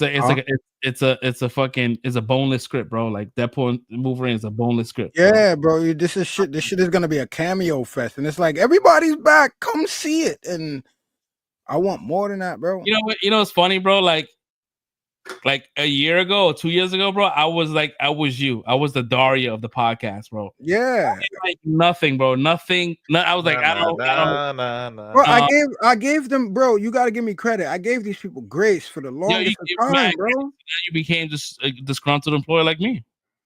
Yeah, I'm not doing that anymore, bro. It is what it is, bro. Well, this is gonna get you fired up again, bro. So Marvel Studios has reportedly hired a new director for the Blade movie. Yeah, all right. So is the director for the John Wick movie, Chad? I thought I heard that like a while ago, though. I don't know. I don't want to butcher his last name, but the guy who directed the first Chad Stahelski from Yeah. John Wick. Yeah, the stunt coordinator turned director. Yeah. So, I mean, I guess it's circulating again because it's making its rounds all over again because I'm seeing it all over my timeline. So I heard that. I like that. What's the script though? What are we doing? I don't know, man. I'm thinking what I'm thinking is that they waiting for Sinners to come out so they can watch Sinners and have an idea. Word, right? Word. Let me just take one piece of this. Thank you. All right. Voodoo. We didn't even think about that. Yeah, let's do that. Next up, man. This is a rumor. So there's a possible quote. So they did a Superman screener yesterday, and I believe they did another one last week as well. We're not sure if this is real or not, but a lot of people are saying that this one that happened yesterday is like the real deal. And one of the people that watched the movie went on Reddit, went to a different couple of media sources, and pretty much saying like people enjoyed the movie. People they say they liked it, and there was some people that didn't. But what's making the rounds on the internet is pretty much there's a quote that happens in the movie where Superman, in some capacity in the movie, says, "I'm Superman, bitches." And you want to talk about sassy, bro? Bro, if this is true, that's crazy. That's not true. That's not true. You know what? And this is where this is why they do test screenings, right? Because now that people know about this, James Gunn probably did it and said, "Let's see how this works," right? Yeah. And if there's a negative, discourse about this, he'll remove it, right? And when we see it, well, I see it's not real. It never happened, but it did happen. He just took it out. Man said, but it did happen. But people are saying that the person who saw it said that Superman goes, "I'm Superman, bitches," and I'm like, it doesn't even make sense to the tone of him. He doesn't even look like he talks like that, right? Yeah. But I don't know, bro. Like this is James Gunn, man, and his characters typically says weird shit. Like it just be one of those kind of one-liners. Like Peter Quill saying, "Open the effing door." Like that was. I feel you. That shit was hilarious, but that's Peter Quill, bro. We talking about Superman, like the Boy Scout right now, bro. Like really? He said, "Yeah, your face, bro." Yeah, I really hope that this is not a true thing, and this is why this is in a rumor bin. Let's see. Or he put it in there to troll people and was planning on taking it out anyway. Yeah, probably. Yeah, I mean, this movie comes out in about 3 months, and I believe the trailer to the full trailer to Superman comes out. They said it may be April 1st, April Fools. If not, it's gonna be on the 4th, the same day as the Fantastic Four trailer on 4/4. Nah, get the fuck out of here. You wildin'. Yeah, you got balls for that, bro. It's funny because I was watching a interview with Pedro Pascal, and he's on there with one of his co-stars from The Last of Us, and that she's in the Fantastic Four movie. No, she's in the Superman movie. It was Isabel Merced. She's in Last of Us. Oh yeah. Hawk Girl and Supergirl and Superman, and she goes, oh, so she was like it was like bantering back and forth, like, oh, something about Fantastic Four. She's like, oh, about Superman. He's like, well, I'll see you this summer. Because they both come out like weeks after. So nah, Pedro's my guy, man. I'm not mad at either one of them. I like that, man. Go at it. So 4-1. So listen, that next trailer is gonna be. I think that this trailer for Superman is gonna be like top tier. It has to be top tier. This is the one they're gonna want to sell people. Like we're gonna get like actual dialogue out of because we didn't get no dialogue. The only thing we got is Superman saying was "Take me home." That's it. So let's see. Next up we have Giancarlo Esposito. This guy is everywhere. This guy plays this. Yo, this guy has the best hair in the business, bro. Like his hair is that shit is like he has that silky smooth hair. Shit is always on point. That's the Italian in him, God. That's the Italian. So he went online. I mean, he was in a fan IGN fan at the Fan Expo in Cleveland, where he said that he's interested in joining James Gunn's DCU as the iconic villain, Mr. Freeze. I'm like, yo, bro, this guy wants to be everywhere. And listen, he is everywhere, bro. He's in the Mandalorian. He's in fucking the MCU, which kind of was like a throwaway character. Because I'm like, bro, he sold that shit like it was gonna be like a character. Like, oh, we're gonna love this shit. Even though I think what I heard is that they changed his character mid in post production. His name was actually a different character. So listen. Yeah, Giancarlo, man, he may be like super saturated, but God forbid something was to happen to him, we're gonna be like, oh man, we missed this guy because this guy like always, he always gives us 100%. Yo, I've loved that dude from back in the days. From Do the Right Thing, bro. Like from back then, like this dude's everywhere, bro. You stepped on my jet. Word, you stepped on my kicks. Nah, but. I don't know if you guys know this or heard this, but I seen him in an interview not too long ago where he was like seriously talking about like a couple years back how like he was really contemplating like trying to off himself to try so his family could get the insurance money because he was basically that low like in his life and his career where he felt like he couldn't take care of his family anymore. Like he was really at that point. Yeah. So for him to be at that point where he's really contemplating offing himself, bro, and then comes along Breaking Bad, and now, bro, I don't blame him. More power to him, bro. Do everything you can. Take every opportunity that you can. Live every day as positively as you can, bro. And we see him talking interviews and all that. He's a very lovely man. This dude seems so genuine all the time, like. Nah, bro, I'm not gonna hate on that dude. I love him as an actor. So if he want to be in everything and y'all casting him in everything, I'm gonna watch him in everything. It's really that simple for me. Word.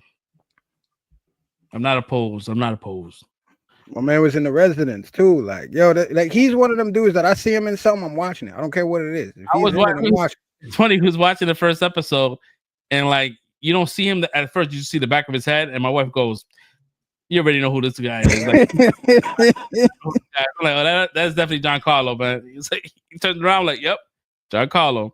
I didn't know who was in the shot. Like we kind of blind played it. Like we just didn't do the trailer. We just played it.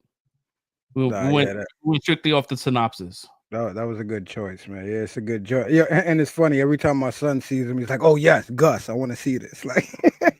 My man just knows him as Gus. Like, oh, yeah, these kids are crazy. But no, yeah, that's my guy, man. And I would definitely could see him doing Mr. Freeze, man. I wouldn't be mad at that. So yeah, go for it, man.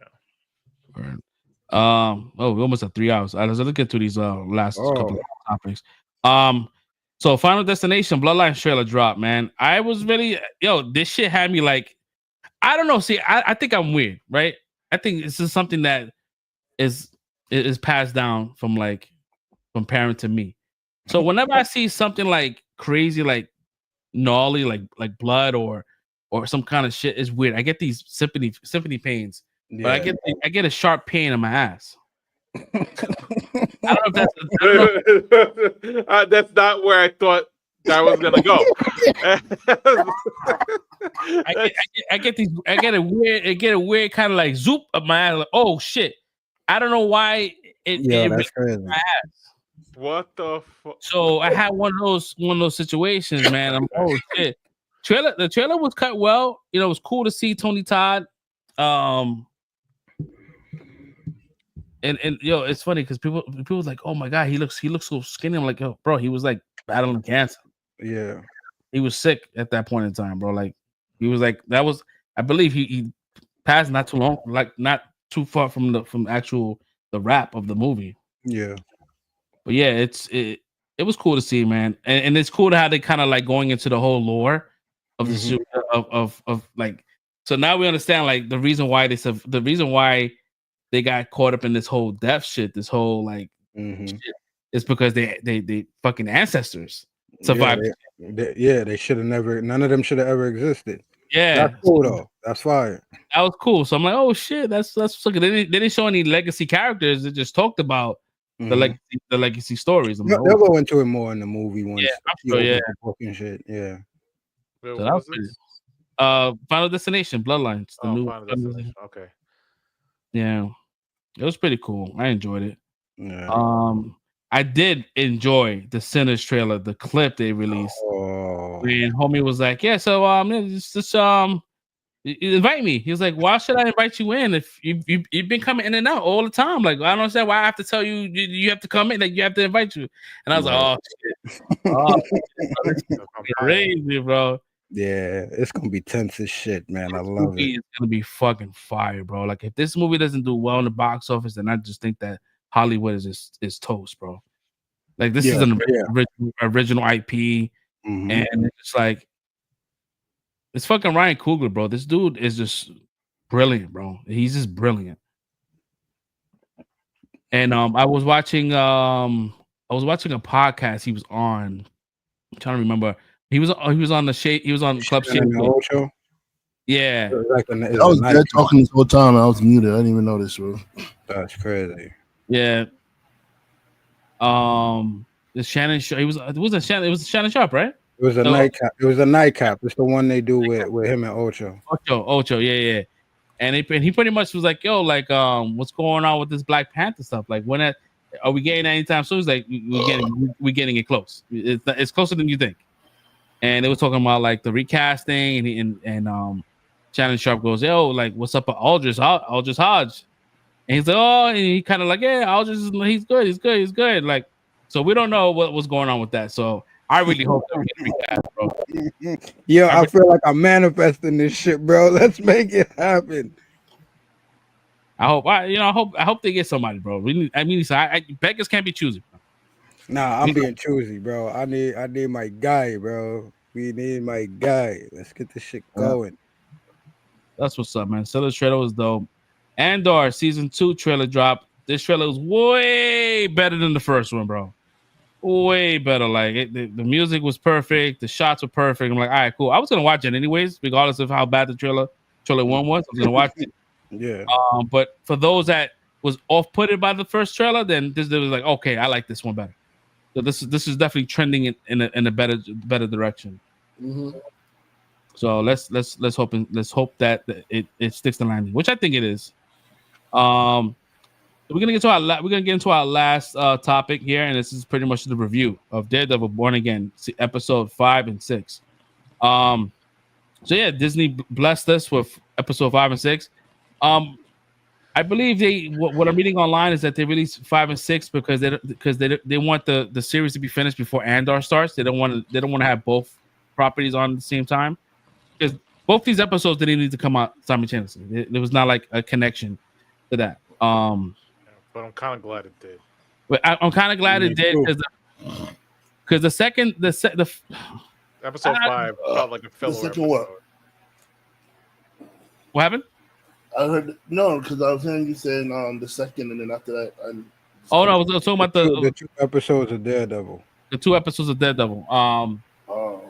Because people were like, they were happy that the 2 episodes dropped versus the 1. because a lot of people was having issues with episode 5. I enjoyed episode 5. I liked episode 5. I thought it was fun, but I also felt like it was just like a filler episode. Nah, I wouldn't say. Not All right, filler, bro. It's a bottle episode, bro. I hate when people call it. I that's why I feel like Not towards you, but that's what people like. have been saying all week. It's like it's not a filler, bro. Yeah, it's a 'cause bottle episode. So fillers normally, for those that's watching it, so fillers is more or less like a standoff episode that doesn't really. It has nothing to do with like what the main storyline is. So this one here is like it's following the story. We're dealing with the whole mob shit where they're trying to get their money back. They're trying to get all the shit. Like it all follows through. But I get what you're saying. For some, it seems like a filler because it's not really progressing the story, but it is at the same time. Nah, it really is though. But the Kamala, you know, having her pops there, that was pretty cool. I like the fight scenes. I like how they fucking isolated the sound. And you hear the fucking like the punching and the cracking. That shit was fucking dope. I like the sound design. Catching the gun before it fell down the step, bro. Masterfully done. The only thing that I don't like about, because you could tell like this was the original OG a portion of the show, and those directors was using like a lens. This sounds like really nerdy, right? The lens they was using was like a lot of it was kind of like blurred. It was like a lot of bokeh blurred edges. It didn't seem crisp like the first episode, and even like the sixth episode had a more kind of a gradient look versus it having that kind of like everything looked like a dream, like it was like an aura around everybody, like how Stephen A. Smith is bouncing. That's how every character looked. It was like you're talking about in episode 5. Episode 5. It was very like. I thought it was purposeful. I thought they did that because of the fact that he was always in sensory mode that whole time. He was listening to people's heartbeats. He was listening to the cops outside. Like he was trying to. I thought it was just a sensory thing, being like Matt is on edge type. I thought that too. I thought that too. But when it was like the father with the other bank robber, where Matt Murdock was nowhere near, that same focus was still there. On which part? With who? Sorry. Was it Yusuf and the one of the bank robbers at the vote. Okay, yeah. Like that lens flare was still there, and I was like, I don't like that. I don't like that look. But that's a nitpick. I still enjoyed the episode. I'm glad that it got 2 episodes. But yeah, that shit was dope. I love the fact that Matt was able to walk in to the bank, was reading everyone's heart rate, and he even picked up on Shorty being part of the group when everyone's heart rate was high and her shit was low. And he was like, "I know you."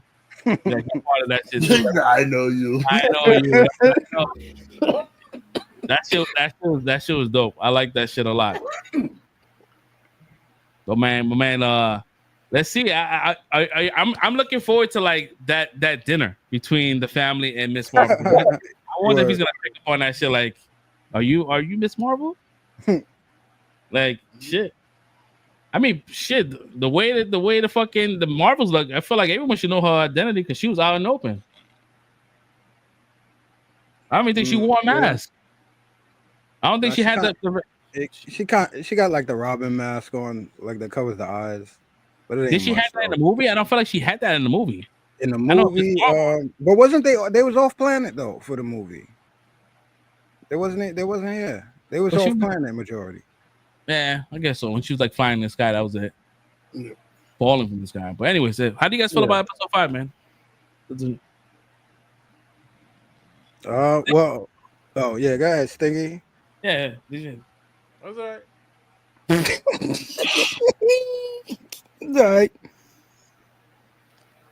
All right. Man, that's it? Really? Yeah, I'll give it like a 4.5. Yeah, any give it the rating too? Right, okay. That's all right. 4.5. Damn, that's a big rating for. You ready to wrap it up? Yo, bro. Yeah, we trying to wrap this shit up. 3 hours. Not sticky. He's over here like, yo, wrap it up, B. It's all right. Wrap it up, B. He said it's all right. 4. Let's move on to the next one. How about you, Caster? What you saying now? We can say episode 6. I liked it. You said 6? No. So we can move. Oh, We get oh, Red oh, and then oh, move to yeah. 6. Yeah. So for 5, I really enjoyed it. I liked it for what it was as a bottle episode. I still thought it progressed the story.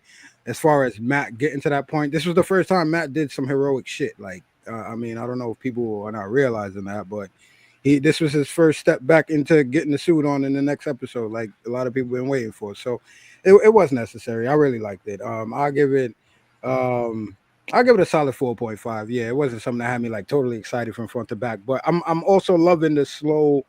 I don't want to call it slow, but they're very methodical in the storytelling and the pacing of what's going on, and I'm really enjoying that. I'm happy that they're taking advantage of a real TV format where we can really sit with these people and their conversations and their emotions. So yeah, I'm really enjoying that. I give it a 4.5 for this one. All right. Mm-hmm. Red, how about you? Episode 5. Wait. So we only talking about episode 5 and I don't talk about both of them? All right. I mean, we're going around. So the 5, and then we're gonna circle back to episode 6.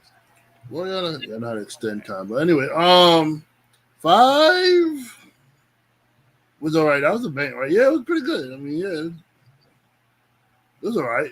It was nothing really memorable about 5 besides, well, actually, none of it was memorable. You got the dude, you got Matt Murdock begging for money, you got these bankers, and then you got people who are like begging Matt Murdock to get you got you got this dude talking about his daughter. So I bet the whole time was just like advertising Kamala. So I don't know if they're gonna bring her back, when they're gonna bring her back, or if they're gonna bring her back, but like the whole episode was talking about her, and I don't know. It was just okay. They were smart to make it a double episode where we can not leave that one alone, because that would have been very unsatisfying if it was just that. So, I mean, I guess I give episode 5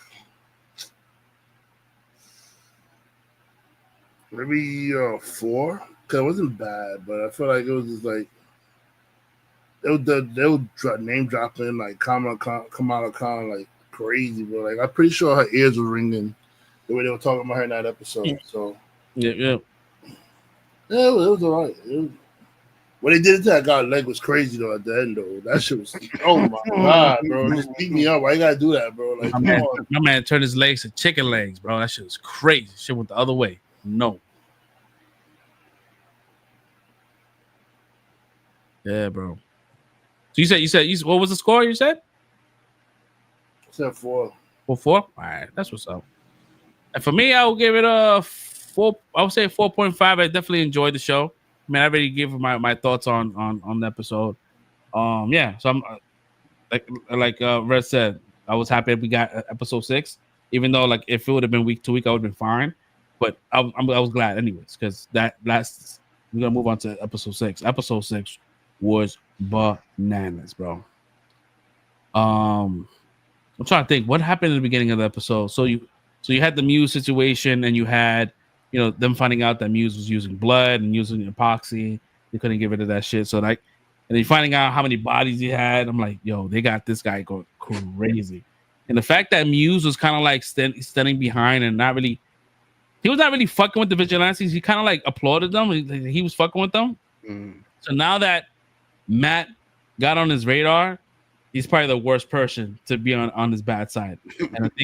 And I think Muse is gonna be, he's gonna be. I guess he's gonna end up having to kill his girlfriend and kill Vanessa. I mean, he's gonna start killing. He's gonna start bodying more people. So in that last fight sequence between him and the parallel between Kingpin, that shit was just it was strong. It was a nice scene. It was cut really well. So break. How was your thoughts on episode 6? Episode 6 was. I enjoyed episode 6. That's definitely a 5 for me. All right, Fresh Prince. The one part you left out that I really enjoyed was Angela coming back into the mix, and Like, yeah, I didn't expect to have this much of this girl, man, but I really like her, man. That whole scene with Matt, I'm like, yeah, I want to see her put on the suit now. Like, I want to see her do that.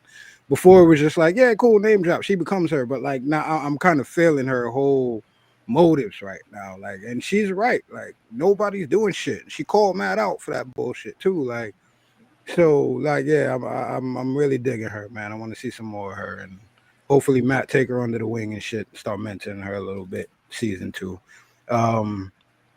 Yeah, the fight was crazy, but I felt like that the whole episode, the parallels they were doing with them, man. Like there was one moment that had me dying with what's the dude's name? Luca, I think it is. When he came in Fist's office and he's like, yeah, yo, you owe me the bread, whatever. And he's like, yo, basically, fuck you, bro. Like, I'm not paying this shit. He's like, yo, hurry up and get to the point. Like, he's like, yo, no foreplay. Like, and then they cut back to Matt's girl talking to him, and she was like, ugh. Like, her reaction was like, she was reacting to the shit he said. And it was, I'm like, nah, the way they're cutting back with these conversations and the way they were both getting pressed by the other person in the room, I'm like, nah, this shit is masterful the way they're doing this. The whole parallels for both of them. So yeah, getting to the end with the fighting and the match cuts and all that shit, crazy. And yo, bro, the part when this dude just throws him against the wall and just screams like, "She's mine!" I'm like, nah, this dude, he's crazy. This dude is brilliant, bro. He's brilliant. Mine. This dude is a giant baby. He's back to being scary now. Like, this dude is unhinged. Because I was getting tight, yo. Like, yo, people like are punking him, bro. I'm like, yo, he's the king, bro. Like, motherfuckers out here acting like they should be scared. He got that mask on, bro. Trying to be the mayor. He got that mask on, and yeah. Then you see the birth of the anti-vigilante task force. Oh man, cops.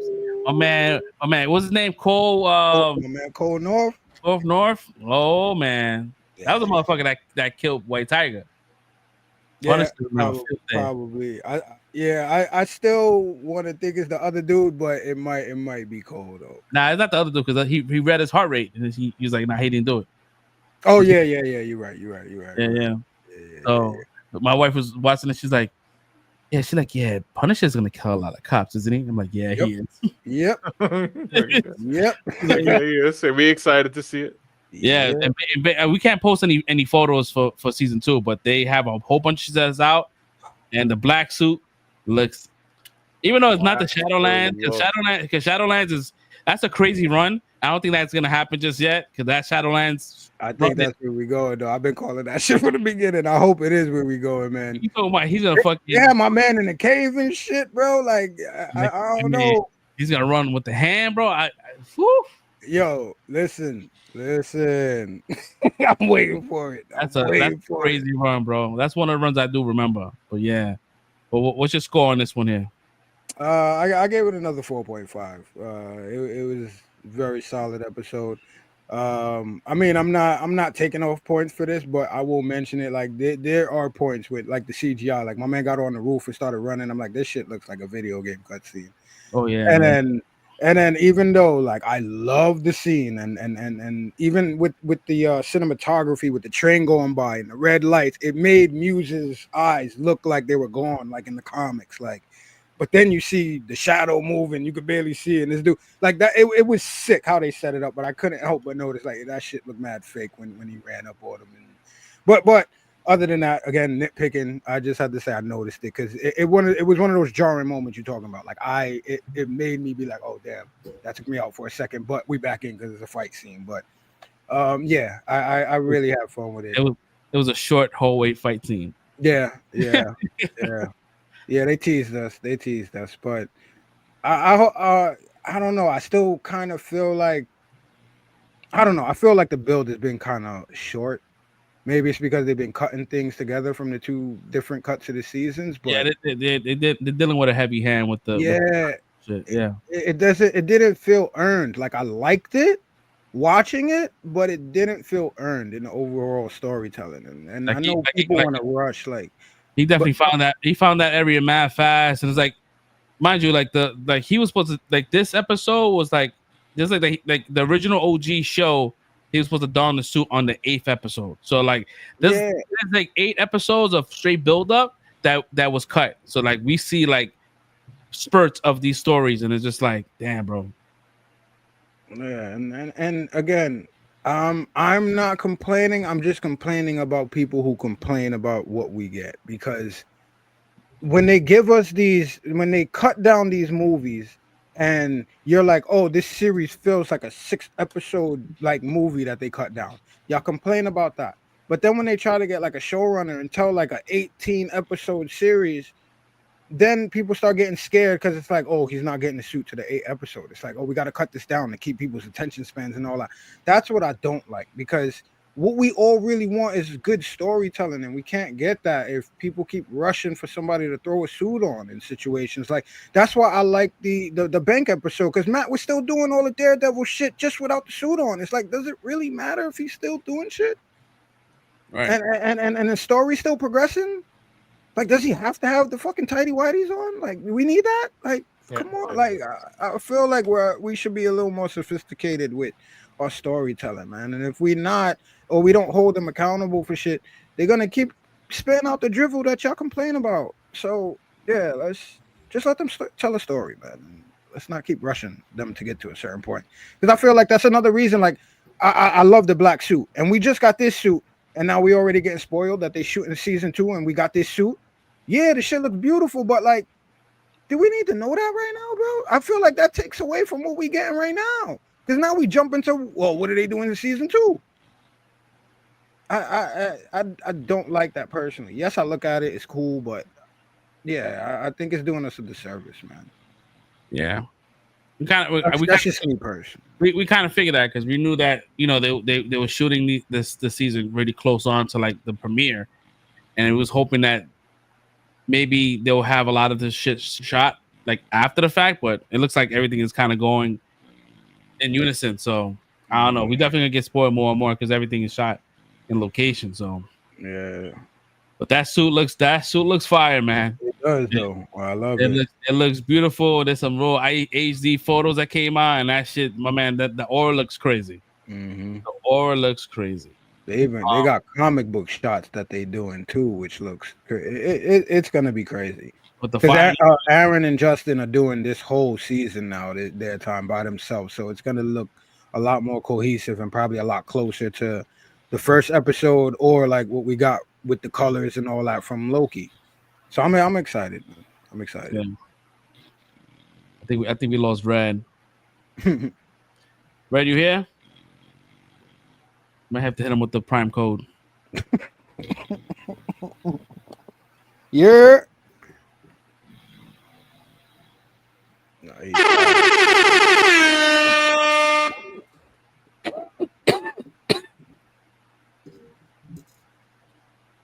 Yo, Red. Yeah.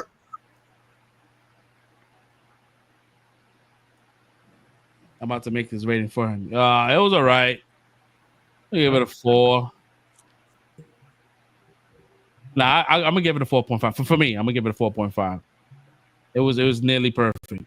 Like you said, there's a couple of things that was kind of jarring, like the CGI.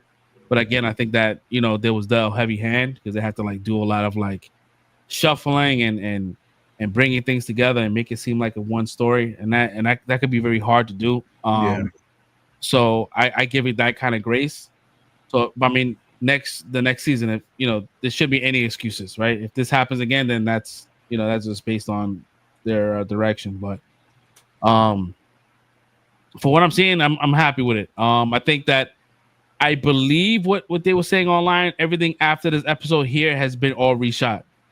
So I don't think we're gonna have anything that's gonna be part of the OG. But again, I don't know, because they did a good job as far as like blending it all together, because we don't really know. Yeah. Unless you look for it. Yeah.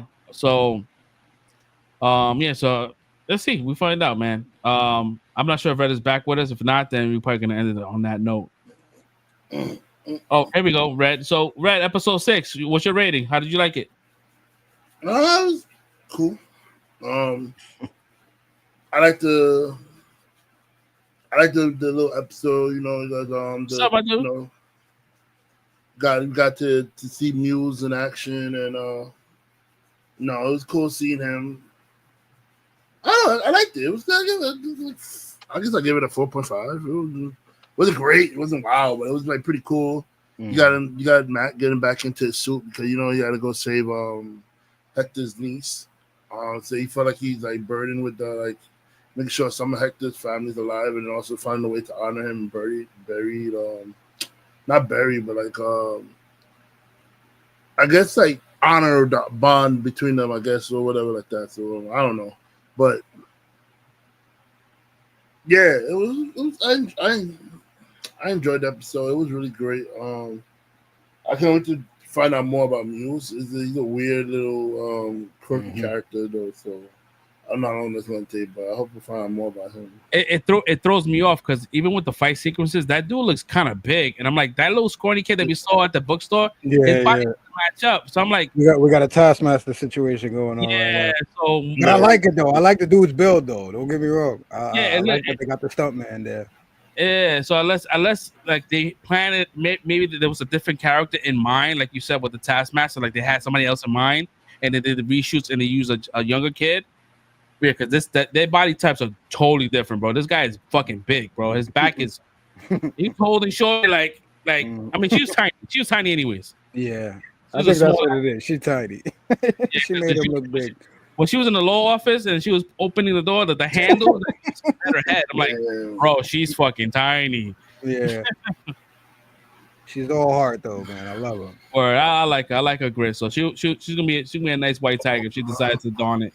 Maybe that transfusion, because she lost a lot of blood. Maybe she's like she needs that. Maybe the amulet helps. I mean, maybe they incorporate the amulet at some point in time in a doctor visit. Maybe she needs it because that he's been using that same ass needle for the last 60 patients, bro. That needle is dirty. That needle is dirty, bro. And he was using some nasty shit. There was nasty work down there. Gross work. But that's I mean, he doesn't care. I mean, they're gonna die anyway. Yeah, he didn't expect her to survive, bro. And mind you, he was just living his life. Now he's like, I don't like Daredevil. I don't like. Now he got the wrong person on his side. I'm coming for your life, bro. Make your life a living hell. Yeah, because what's gonna end up happening now is that you're gonna have the police station all up in his art studio, and he's gonna lose all that work that he's been putting work in. So, yeah, man, it's whatever, man. Anyways, guys, we're gonna end today's episode on that note, guys. Thank you so much for hanging out with us on episode 230. We have 52 people on Twitter right now. Thank you so much for hanging out with us on this Friday night. Yeah, we're gonna end today's episode on that note, guys. We see you guys next week. Have a great weekend.